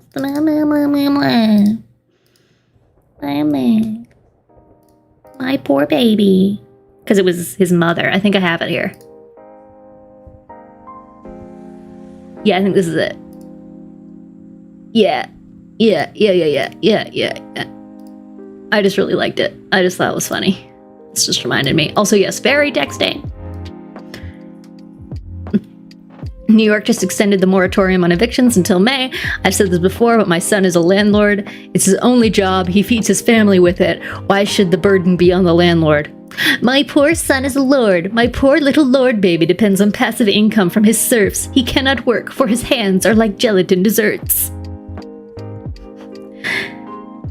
And I don't know why it just tickled me. Anyway, back to the story.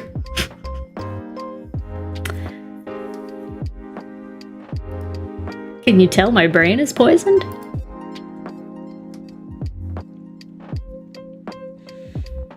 Okay.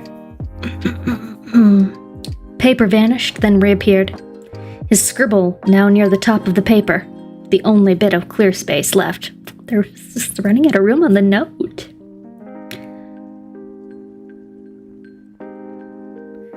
Life is better when you're around.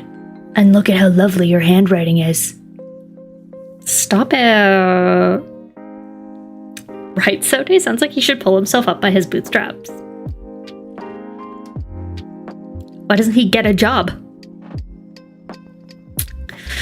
But also, fucking Rasan, stop. Oh my god, you're so gross. Ugh. Don't even like you, okay? Whatever. I could almost feel him waiting on the other side, in the sunny breakfast room, half paying attention to my eldest sister and the Illyrian warriors sparring. A faint smile curved my lips. "You're a shameless flirt," I wrote back. The page vanished. I watched my open palm, waiting for it to return. He's gonna text me back. Oh my god. No, you hang up. But if we just kissed a little bit, it would be like, whatever, it'd be fine.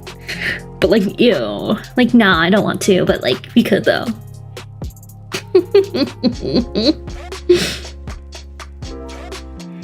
And I was so focused on it that I didn't notice anyone was behind me until the hand covered my mouth and yanked me clean off my feet. No, she's getting kidnapped. Oh, fuck, guys. I thrashed, biting and clawing, shrieking as whoever it was hauled me up.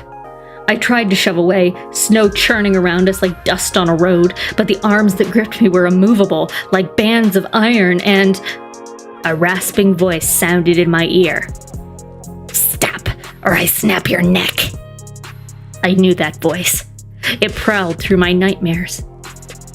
The Ator. Fuck! She got snatched! Guys, she got snatched! That's the end of the chapter. She got snatched! What the fuck? What the fuck?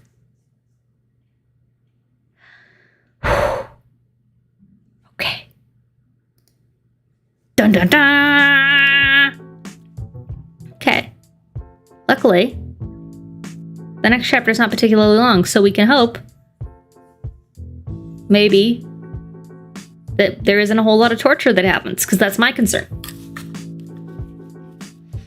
Is that he's going to be like, fuck you! And then he tortures her. And I don't want that. I don't want that.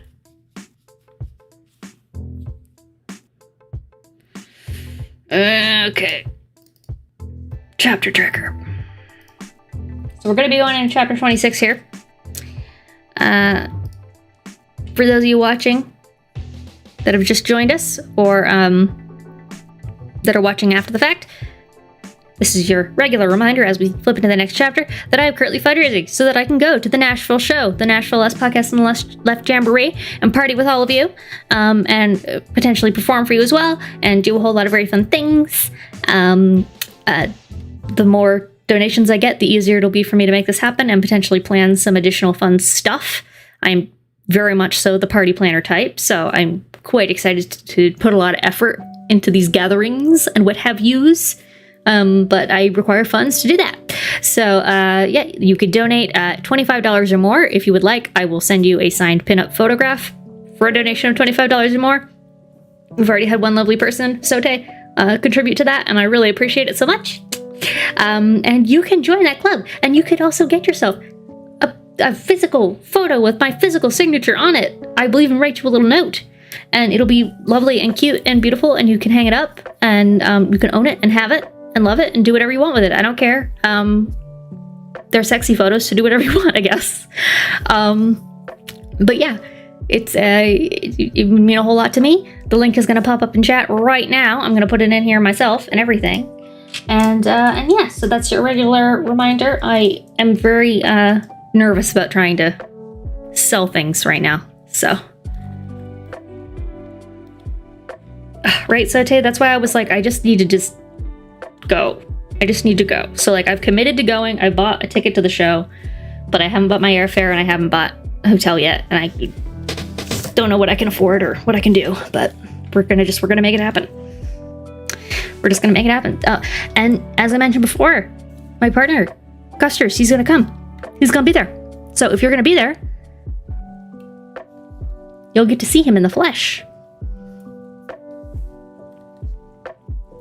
He's already told me, as soon as I got home this evening, and we actually were able to talk in person, that his main goal, aside from the show, and this is just so him, is that he wants to go to all of the American fast food places that we don't have here and try them.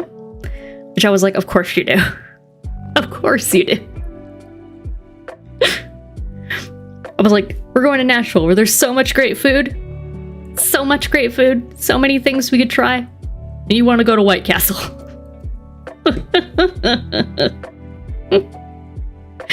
So I'm hoping we can find a mix. Okay, Trisha, literally in the middle of moving when it happens. Yeah. I have committed to things like that before when I've been in the middle of moving, and it's... I've never regretted it, though. And I don't think you'll regret it either. Because you'll be there and you'll remember it forever.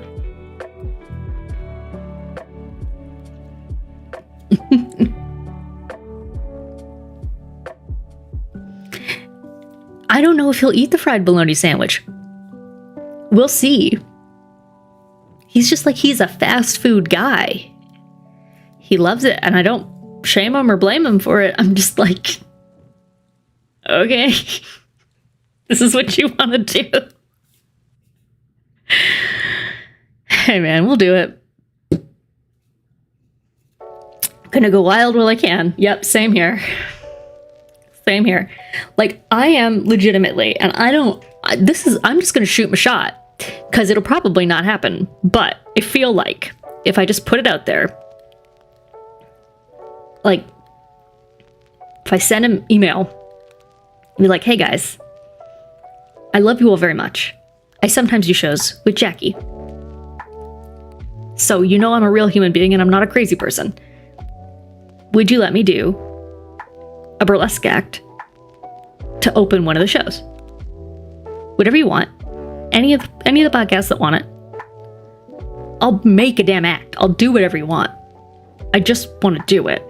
You don't have to pay me. Nothing. Please? So I'm just gonna shoot my shot. Of course, talk to Jackie first. That's the first person that I thought of talking to. I was like, this is the connection I have. This is what I'll do.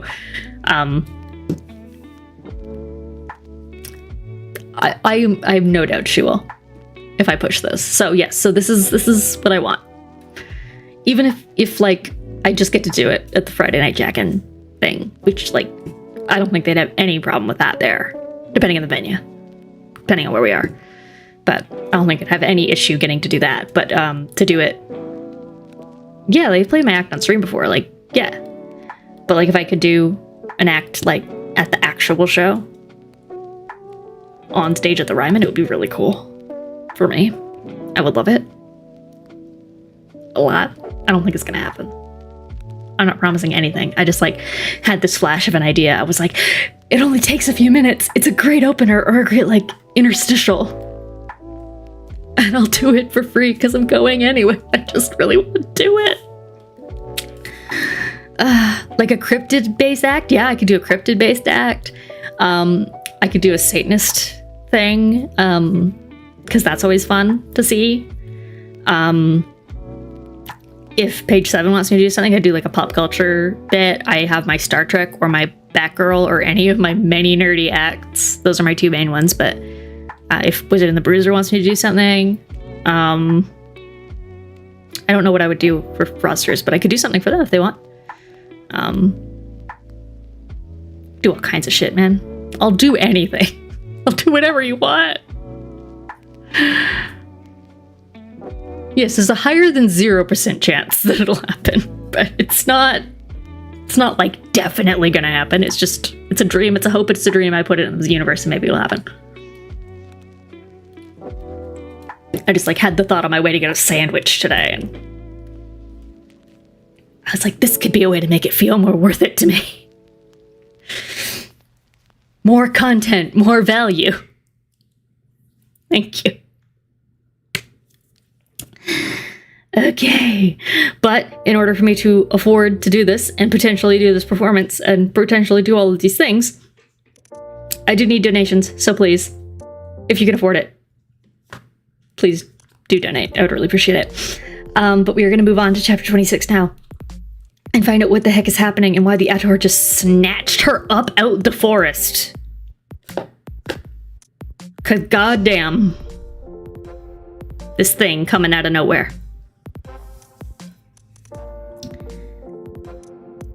The Ator had vanished in the moments after Amarantha died, suspected to have fled for the King of Highburn. And if it was here, in the mortal lands, I went pliant in its arms, buying a wisp of time to scan for something, anything to use against it. Good, it hissed in my ear. Now tell me. Night exploded around us. The Ator screamed as that darkness swallowed us. And I was wrenched from its spindly hard arms, its nails slicing into my leather. I collided face first with packed, icy snow. Ugh. I rolled, flipping back, whirling to get my feet under me. The light returned as I rose into a crouch, knife angled. And there was Rasand, binding the Ator to a snow-shrouded oak with nothing but twisting bands of light. So, fucking Rasand just comes out with his lasso of truth and just wraps him round a tree. Anticlimactic. I guess not. No, more can happen here. Sorry, it's just like he just seemed to come out of like Deus Ex Machina. Just come down and just get you, save you. Like fucking Superman or something. Jesus Christ. Anyway.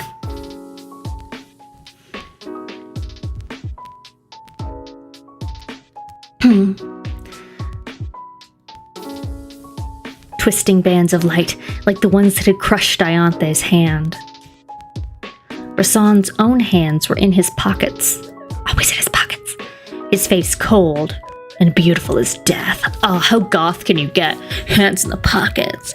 Just like cold death face. Fuck.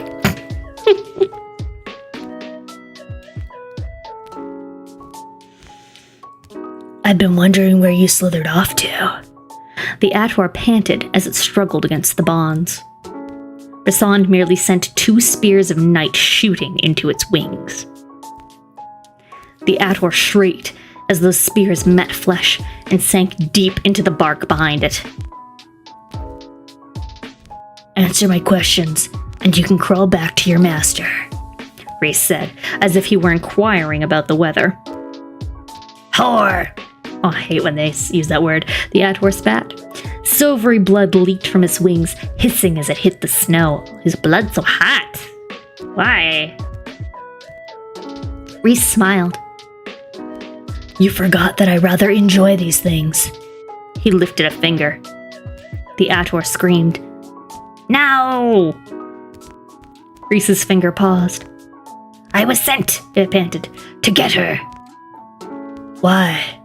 Rhys asked, with that casual, terrifying calm. That was my order. I am not to question. The king wants her. My blood went as cold as the woods around us. Why? Rhys said again. The Ator began screaming, this time beneath the force of a power I could not see. I flinched. Don't know. I believed it. Where is the king currently? Highburn. Army? Coming soon. How large? Endless. We have allies in every territory, all waiting. Rhys cocked his head as if contemplating what to ask next. But he straightened, and Azrael slammed into the snow, sending it flying like water from a puddle. He'd flown in so silently, I hadn't even heard the beat of his wings. Cassian must have stayed at the house to defend my sisters. There was no kindness on Azrael's face as the snow settled, the immovable mask of the High Lord's Shadow Singer. The Ator began trembling, and I almost felt bad for it as Azrael stalked for him. Almost, but didn't. Not when these woods were so close to the chateau, to my sisters. Rhys came to my side as Azrael reached the Ator. The next time you try to take her, Rhys said to the Ator, I kill first, ask questions later. Azrael caught his eye. Rhys nodded. The siphons atop his scarred hands flickered like a rippling blue fire as he reached for the Ator. Before the Ator could scream, it and the spy master vanished. I didn't want to think about where they'd go, what Azrael would do. I hadn't even known Azrael possessed the ability to winnow, or whatever power he'd channeled through his siphons.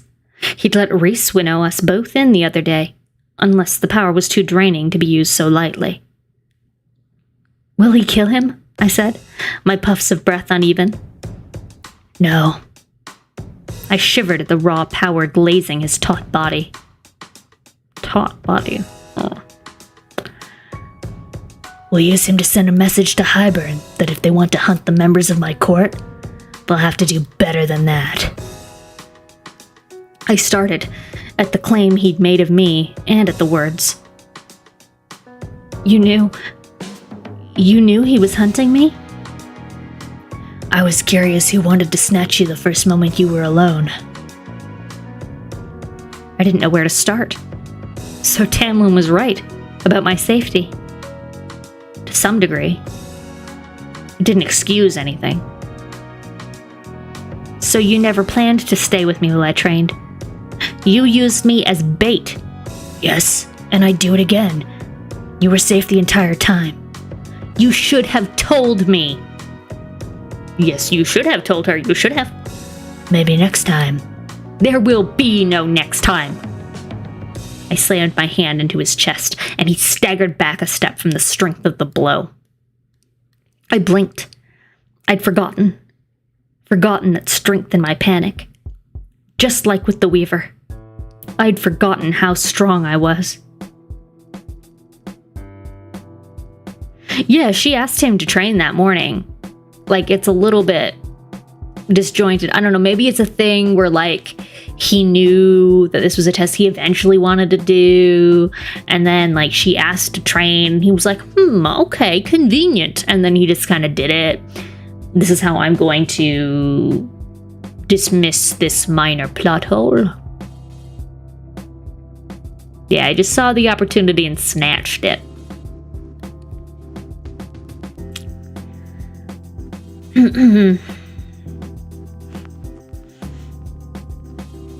"Yes, you did," Rasan snarled, reading the surprise on my face, that icy calm shattering. "You forgot that strength, and that you can burn and become darkness and grow claws. You forgot. You stopped fighting." He didn't just mean the Ator, or the Weaver. And the rage rose up in me in such a mighty wave that I had no thought in my head but wrath. At myself, what I'd been forced to do, what had been done to me, to him. "So what if I did?" I hissed, and shoved him again. "So what if I did?" I went to shove him again, but Reese winnowed away a few feet. I stormed for him, snow crunching underfoot. "It's not easy." The rage ran me over, obliterated me. I lifted my arms to slam my palms into his chest, and he vanished again. He appeared behind me, so close that his breath tickled my ear as he said, "You have no idea how not easy it is." I whirled, grappling for him. He vanished before I could strike him, pound him. Reese appeared across the clearing, chuckling. "Try harder." Oh, is that it? Is that what you're going to say, sir? Try harder. She gonna pummel you. Or this is a hate fuck in the woods, which is also fine. I couldn't fold myself into darkness and pockets. And if I could turn myself into smoke, into air and night and stars, I'd use it to appear right in front of him and smack that smile off his face. I moved, even if it was futile, even as he rippled into darkness, and I hated him for it, for the wings and ability to move like mist on the wind. He appeared a step away, and I pounced, hands out, talons out, and slammed into a tree. I laughed as I bounced back, teeth singing, talons barking as they shredded through wood. But I was already lunging as he vanished, lunging like I could disappear into the folds of the world as well, track him across eternity. And so I did. Time slowed and curled, and I could see the darkness of him turn to smoke and beer, as if it were running for another spot in the clearing. I hurtled for that spot, even as I felt my own lightness, folding my very self into wind and shadow and dust, the looseness of it radiating out of me, all while I aimed for where he was headed. Rasand appeared, a solid figure, in my world of smoke and stars, and his eyes were wide. His mouth split in a grin of wicked delight as I winnowed in front of him and tackled him into the snow. Powerful! Yes! Yes. Okay. Awesome. Very cool. I'm so excited for her.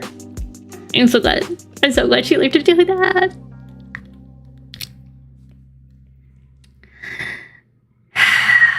She did it!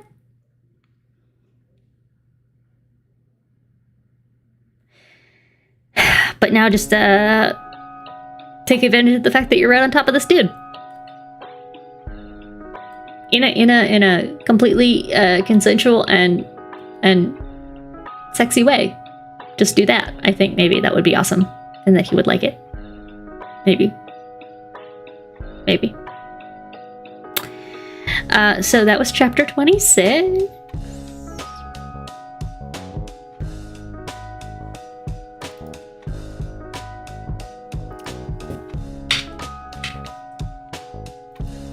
I just felt like there was, more was gonna happen when she got snatched. But that's okay. This is still good. Still a good thing. Still good things happening. Goes my shirt up over my head.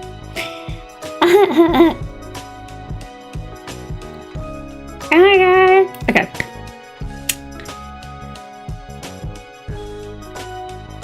I'll keep this one quick because this one's extremely short. I'm just gonna read chapter 27 because it's a page.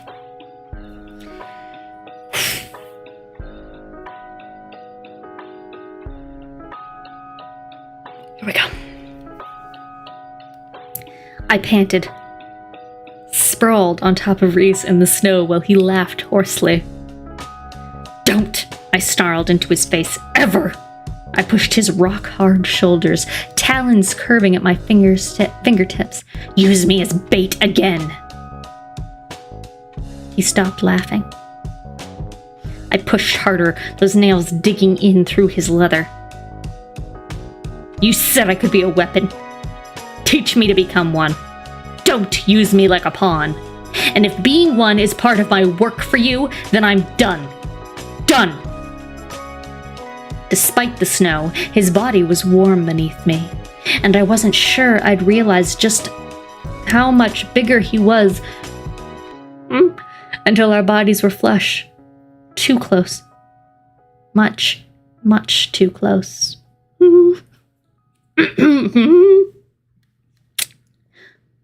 Reese cocked his head. Sorry.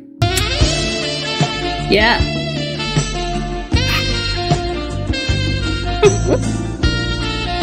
Loosening a chunk of snow clinging to his hair. Fair enough. I shoved off him, snow crunching as I backed away. My talons were gone. He hoisted himself up onto his elbows. Do it again. Show me how you did it. Oh, you want to do it again? No. The candle he brought now lay in pieces, half buried under the snow. I want to go back to the chateau. I was cold and tired, and his face turned grave. I'm sorry. I wondered how often he said those two words. I didn't care. I didn't care either. I waited while he uncoiled to his feet, brushing the snow off him, and held out a hand. It wasn't just an offer. You forgot, he'd said. I had. Why does the King of Highburn want me? Because he knows I can nullify the cauldron's power with the book? Darkness flickered, the only sign of the temper Rasand had once again unleashed. That's what I'm going to find out. you stopped fighting. I'm sorry, he repeated, hands still outstretched. Let's eat breakfast, then go home.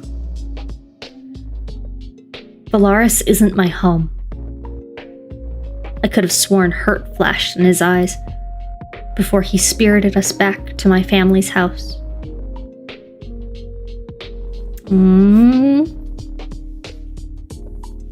I'm glad she isn't just like immediately glomming onto him though in some ways, because like that's kind of what she did with Tamlin, where she was just like, oh, I just need this guy to like save me because I'm so little and so weak and so scared. And then like she couldn't get away from him, and then she got saved by Rasan, and then I was kind of like, even though they had this like sort of adversarial relationship thing, she was also just sort of like, oh, I need you to protect me now because I've pissed off big angry Tamlin. I just need you now. And now she's like, no, fuck you. I need no one. I have no home.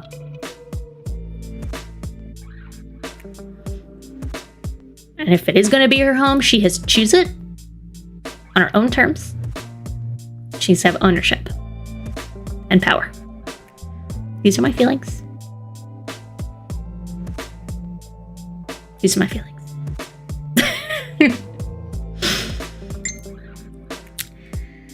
Okay, so this is the last chapter for the evening, chapter 28. Before we get started, final reminder, fundraising is happening. Fairy texting was super cute, Kadridge. I adored it. I would fairy text all the time because it would be very fun to flip back and forth with the paper. If I had powers, that would be fun. Anyway, we are fundraising for Nashville. $25 and up gets you a signed pinup photograph of your choice, mailed directly to you, with a cute little note that I will write on it as well. Donation link will go in the chat,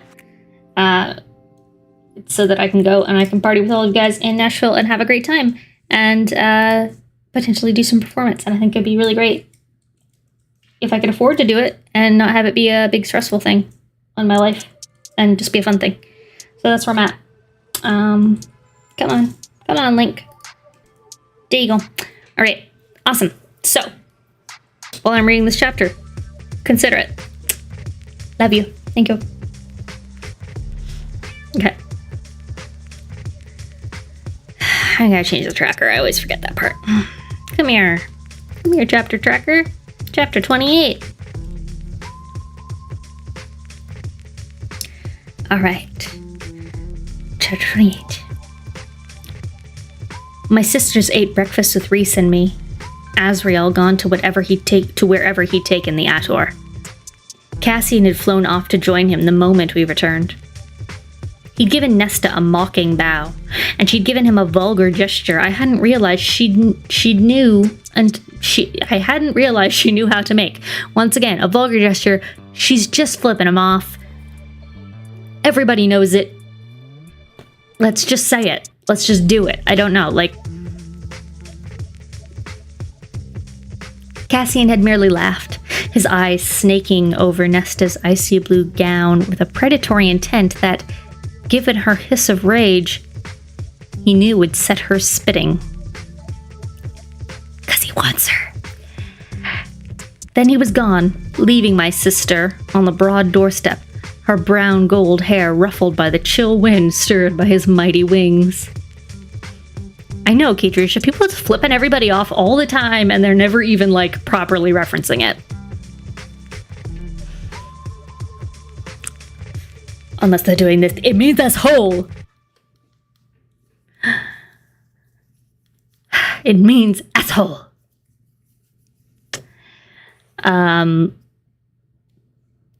Yep.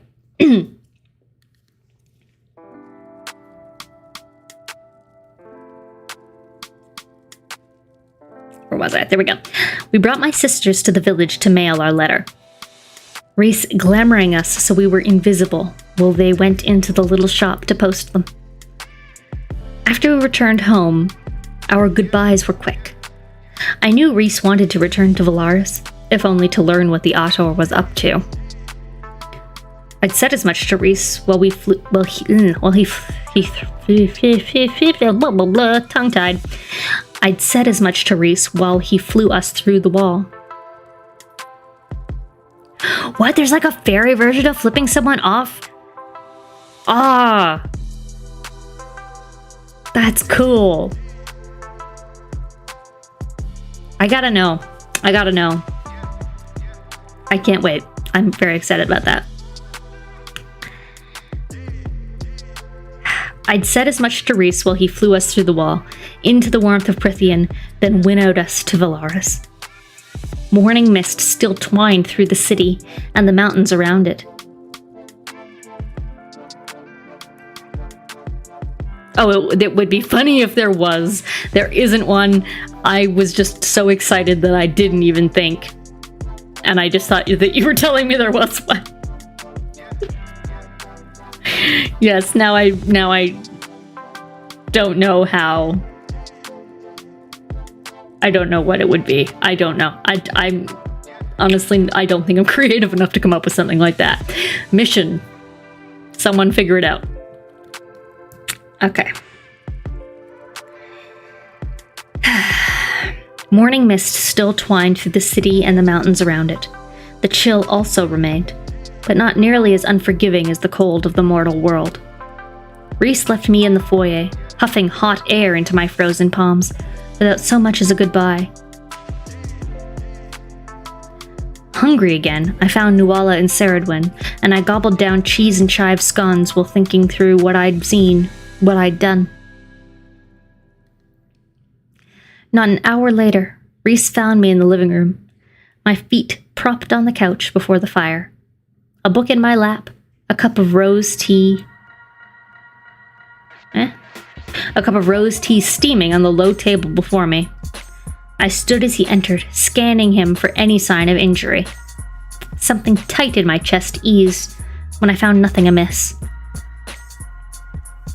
"It's done," he said, dragging a hand through his blue-black hair. "We learned what we needed to." I braced myself to be shut out, to be told it'd be taken care of, but Reese added, "It's up to you, Feyre, to decide how much of our methods you want to know about, what you can handle. What we did to the Autor wasn't pretty." "I want to know everything," I said. "Take me there." "The Autor isn't in Valaris. He was in the Hewn City, in the Court of Nightmares, where it took Azriel less than an hour to break him." I waited for more, and as if deciding I wasn't about to crumple, Reese stalked closer, until less than a foot of the ornate red carpet lay between us. His boots, usually impeccably polished, that was silver blood speckled on them. Only when I met his gaze did he say, "I'll show you." I knew what he meant, and steadied myself, blocking out the murmuring fire and the boots and the lingering cold around my heart. Immediately, I was in that antechamber of his mind, a pocket of memory he'd carved for me. Darkness flowed through me, soft and seductive, echoing up from an abyss of power so great it had no end and no beginning. "Tell me how you tracked her," Azriel said in the quiet voice that had broken countless enemies. I, Reese, leaned against the far wall of the holding cell, arms crossed. Azriel crouched before where the Autor was chained to a chair in the center of the room. A few levels above, the Court of Nightmares reveled on, unaware their High Lord had come. I'd have to pay them a visit soon, remind them who held their leash. Soon, but not today. Not when Feyre had winnowed. "A day for celebration!" I don't know what he's getting at there. So now we're going to start talking as Rasan without all the corrections. So I'm going to start doing his voice. "I and she was still pissed as hell at me. Rightly so, if I was being honest. But Azrael had learned that a small enemy force had infiltrated the north 2 days ago, and my suspicions were confirmed. Either to get at Tamlin or at me, they wanted her. Maybe for their own experimenting. The Ator let out a low laugh. I received word from the king that's where you were. I don't know how he knew. I got the order, flew to the wall as fast as I could. Azrael's knife was out, balanced on a knee. Truth Teller, the name stamped in silver Illyrian runes on the scabbard. He'd already learned that the Ator and a few others had been stationed on the outskirts of the Illyrian territory. I was half tempted to dump the Ator in one of the war camps and see what the Illyrians did to it. The Ator's eyes shifted toward me, glowing with a hatred I'd become well accustomed to. Good luck trying to keep her, High Lord. Azrael said, Why? People often made the mistake of assuming Cassian was the wilder one, the one who couldn't be tamed. But Cassian was all hot temper that could be used to forage and weld. There was an icy rage in Azrael I had never been able to thaw. In the centuries I'd known him, who'd said little about his life, those years in his father's keep, locked in darkness. Perhaps the Shadow Singer gift had come to him then. Perhaps he'd taught himself the language of shadow and wind and stone. His half-brothers hadn't been forthcoming either. I knew because I'd met them, asked them, and had shattered their legs when they'd spat on Azrael instead. They'd walked again, eventually.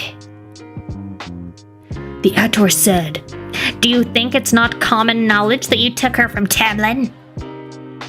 I knew that already. That had been Azrael's task these days.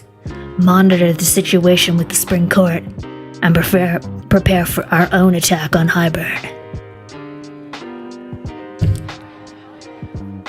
But Tamlin had shut down his borders, sealed them so tightly that even flying overhead at night was impossible. And any ears and eyes Azrael had once possessed in the court had gone deaf and blind. The king could help you keep her. Consider sparing you if you worked with him. As the Ator spoke, I rummaged through its mind, each thought more vile and hideous than the next. I didn't even know how I'd slipped inside, but there, images of the army that had been built, the twin to the one I'd fought against 5 centuries ago, of Hyburn's shores full of ships readying for an assault, of the king lounging on his throne in his crumbling castle. No sign of Jurian sulking about or the cauldron. Not a whisper of the book being on their minds.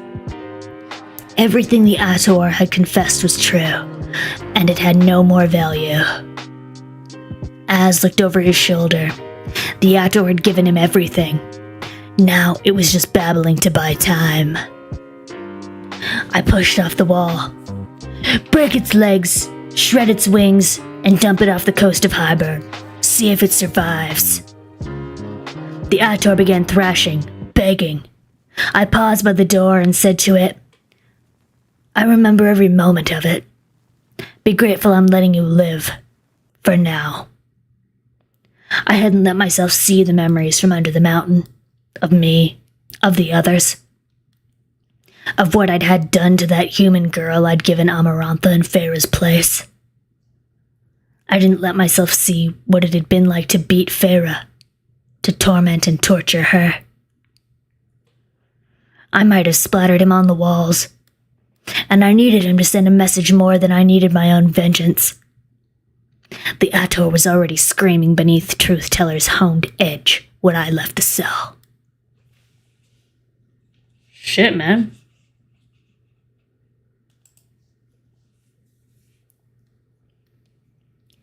Then it was done. I staggered back, spooling myself into my body. Tamlin had closed his borders. What situation with the Spring Court? None, as of right now. But you know how far Tamlin can be driven to protect what he thinks is his. The image of paint sliding down the ruined study wall flashed in my mind. I should have sent more that day, Reese said with quiet menace. I snapped at my mental shields. I didn't want to talk about it. Thank you for telling me, I said, and took my book and tea up to my room. Feyre, he said. I didn't stop. I am sorry about deceiving you earlier. And this, letting me into his mind, a peace offering. I need to write a letter. The letter was quick, simple, but each word was a battle. Not because of my former illiteracy. No, I could now read and write just fine. It was because of the message that Reese, standing in the foyer, now read. I left of my own free will. I am cared for and safe. I am grateful for all that you did for me, all that you gave. Please don't come looking for me. I'm not coming back. He swiftly folded it in two, and it vanished. Are you sure? Perhaps it would help with whatever situation was going on at the spring court. I glanced to the windows beyond him. The mist wreathing the city had wandered off, revealing a bright, cloudless sky. And somehow, my head felt clearer than it had in days, months. A city lay out there that I had barely observed or cared about. I wanted it. Life, people. I wanted to see it, feel its rush through my blood. No boundaries, no limits to what I might encounter or do. I am no one's pet, I said. Reese's face was contemplative, and I wondered if he remembered that he'd told me the same thing once, when I was too lost in my own guilt and despair to understand.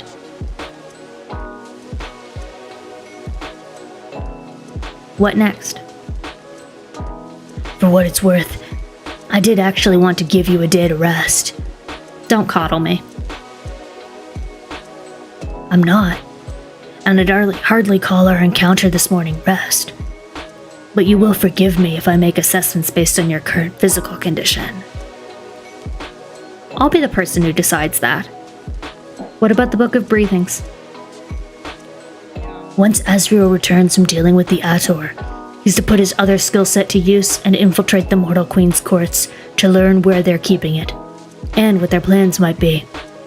And as for the half in Prithian, we'll go to the summer court within a few days, if my request to visit is approved. High Lords visiting other courts makes everyone jumpy. We'll deal with the book then. He shut his mouth, no doubt waiting for me to trudge upstairs, to brood and sleep. Enough. I'd had enough of sleeping. I said, "You told me that this city was better seen at night. Are you all talk, or will you ever bother to show me?" A low laugh as he looked me over. I didn't recoil from his gaze. When his eyes found mine again, his mouth twisted in a smile so few saw. Real amusement, perhaps a bit of happiness edged with relief. The male behind the High Lord's mask. Dinner, he said, tonight. Let's find out if you, Feyre darling, are all talk, or if you'll allow a Lord of Night to take you out on the town. Ha ha ha. Going on a date. Going on a date. Amryn came in my room before dinner. Apparently, we were all going out tonight. Oh, never mind. Fuck. Crashing the date. Downstairs, Cassian and Moore were snipping at each other about whether Cassian could fly faster short distance than Moore could winnow to the same spot. Arguing about racing, I feel like they've definitely had that fight before. I assumed Asriel was nearby, seeking sanctuary in the shadows. Hopefully he'd gotten some rest after dealing with the Ator, and would rest a bit more before heading into the mortal realm to spy on those queens. Amren, at least, knocked this time before entering. Nuala and Saradwin, who had finished setting combs of mother of pearl into my hair, took one look at the delicate female and vanished into puffs of smoke. "Skittish things," Amren said, her red lips cutting a cruel line. "Wraiths always are." "Wraiths?" I twisted in the seat before the vanity. "I thought they were high fae." "Half," Amren said, surveying my turquoise, cobalt, and white clothes. "Wraiths are nothing but shadow and mist, able to walk through walls, stone, you name it. I don't even want to know how those two were conceived. High fae will stick their cocks anywhere."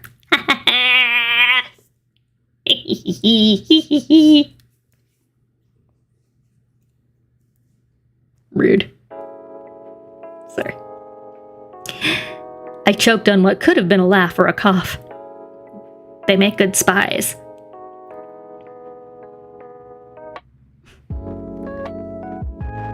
Why do you think they're now whispering in Azriel's ear that I'm in here? I thought they answered to Reese. They answered to both, but they were trained by Azriel first. Are they spying on me? Amren's a real ass bitch. Yeah, she is, and I like it. No, she frowned at a loose thread in her rain cloud colored shirt. Her chin-length dark hair swayed as she lifted her head. Riz has told them time and again not to, but I don't think Azriel will ever trust me fully. So there's reporting on my movements. And with good reason. Why? Why not? I'd be disappointed if Rasan's spy master didn't keep tabs on me, even go against orders to do so. Reese doesn't punish him for disobeying? Those silver eyes glowed. The Court of Dreams is founded on 3 things: to defend, to honor, and to cherish. Were you expecting brute strength and obedience? Many of Rasan's top officials have little to no power. He values loyalty, cunning, compassion. And Azriel, despite his disobedience, is acting to defend his court, his people. So no, Rasan does not punish that. There are rules, but they're flexible. What about the tithe? What tithe? I stood from the little bench. The tithe. Taxes, whatever. Twice a year. There are taxes on city dwellers, but there's no tithe. She clicked her tongue. But the High Lord of Spring enacts one. I didn't want to think about it entirely. Not yet. Not with that letter now on its way to him, if not already delivered. So I reached for the small box on the vanity and pulled out her amulet. Here. I handed over the gold and jewel-encrusted thing. Thank you. Amren's brows rose as I dropped it into her waiting palm. You gave it back. I didn't realize it was a test. She set it back into the case. Keep it. There's no magic in it. I blinked. You lied. She shrugged, heading for the door. I found it at the bottom of my jewelry box. You needed something to believe you could get out of the prison again. But Reese kept looking at it, because he gave it to me 200 years ago. He was probably surprised to see it again, and wondered why I'd given it to you. Likely worried why I might have given it to you. I clenched my teeth, but Amren was already breezing through the door with a cheerful, "You're welcome."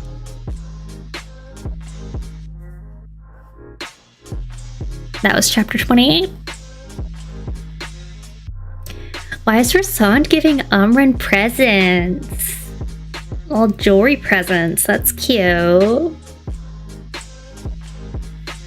Why was he upset that she gave it away?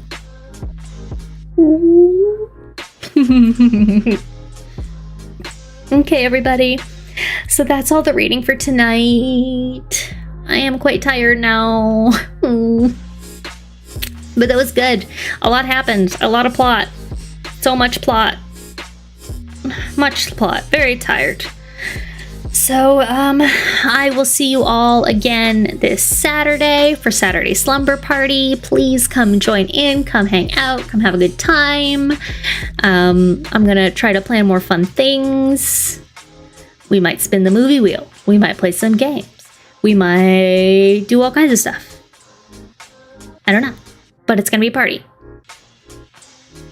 Oh, I hope you can make it this weekend too, Sote. It's always fun when you're there. So yeah, Saturday Slumber Party, 7 p.m. EST, right here. And then we've also got our Sunday reading at 3 p.m. EST, so you can be back then. Okay, Katricia, I understand that for sure. I am very tired from a full day of work, which is not the same as driving. So I imagine you're more tired than me, but I am still tired. So let's all go to bed early, and I'll see y'all this weekend. I hope you have a great rest of your week, and you'll see me in chat. I'll be in chat on some of our regular stuff, hanging out, being around. You know where to get at me. Love you all so much. Okay, bye.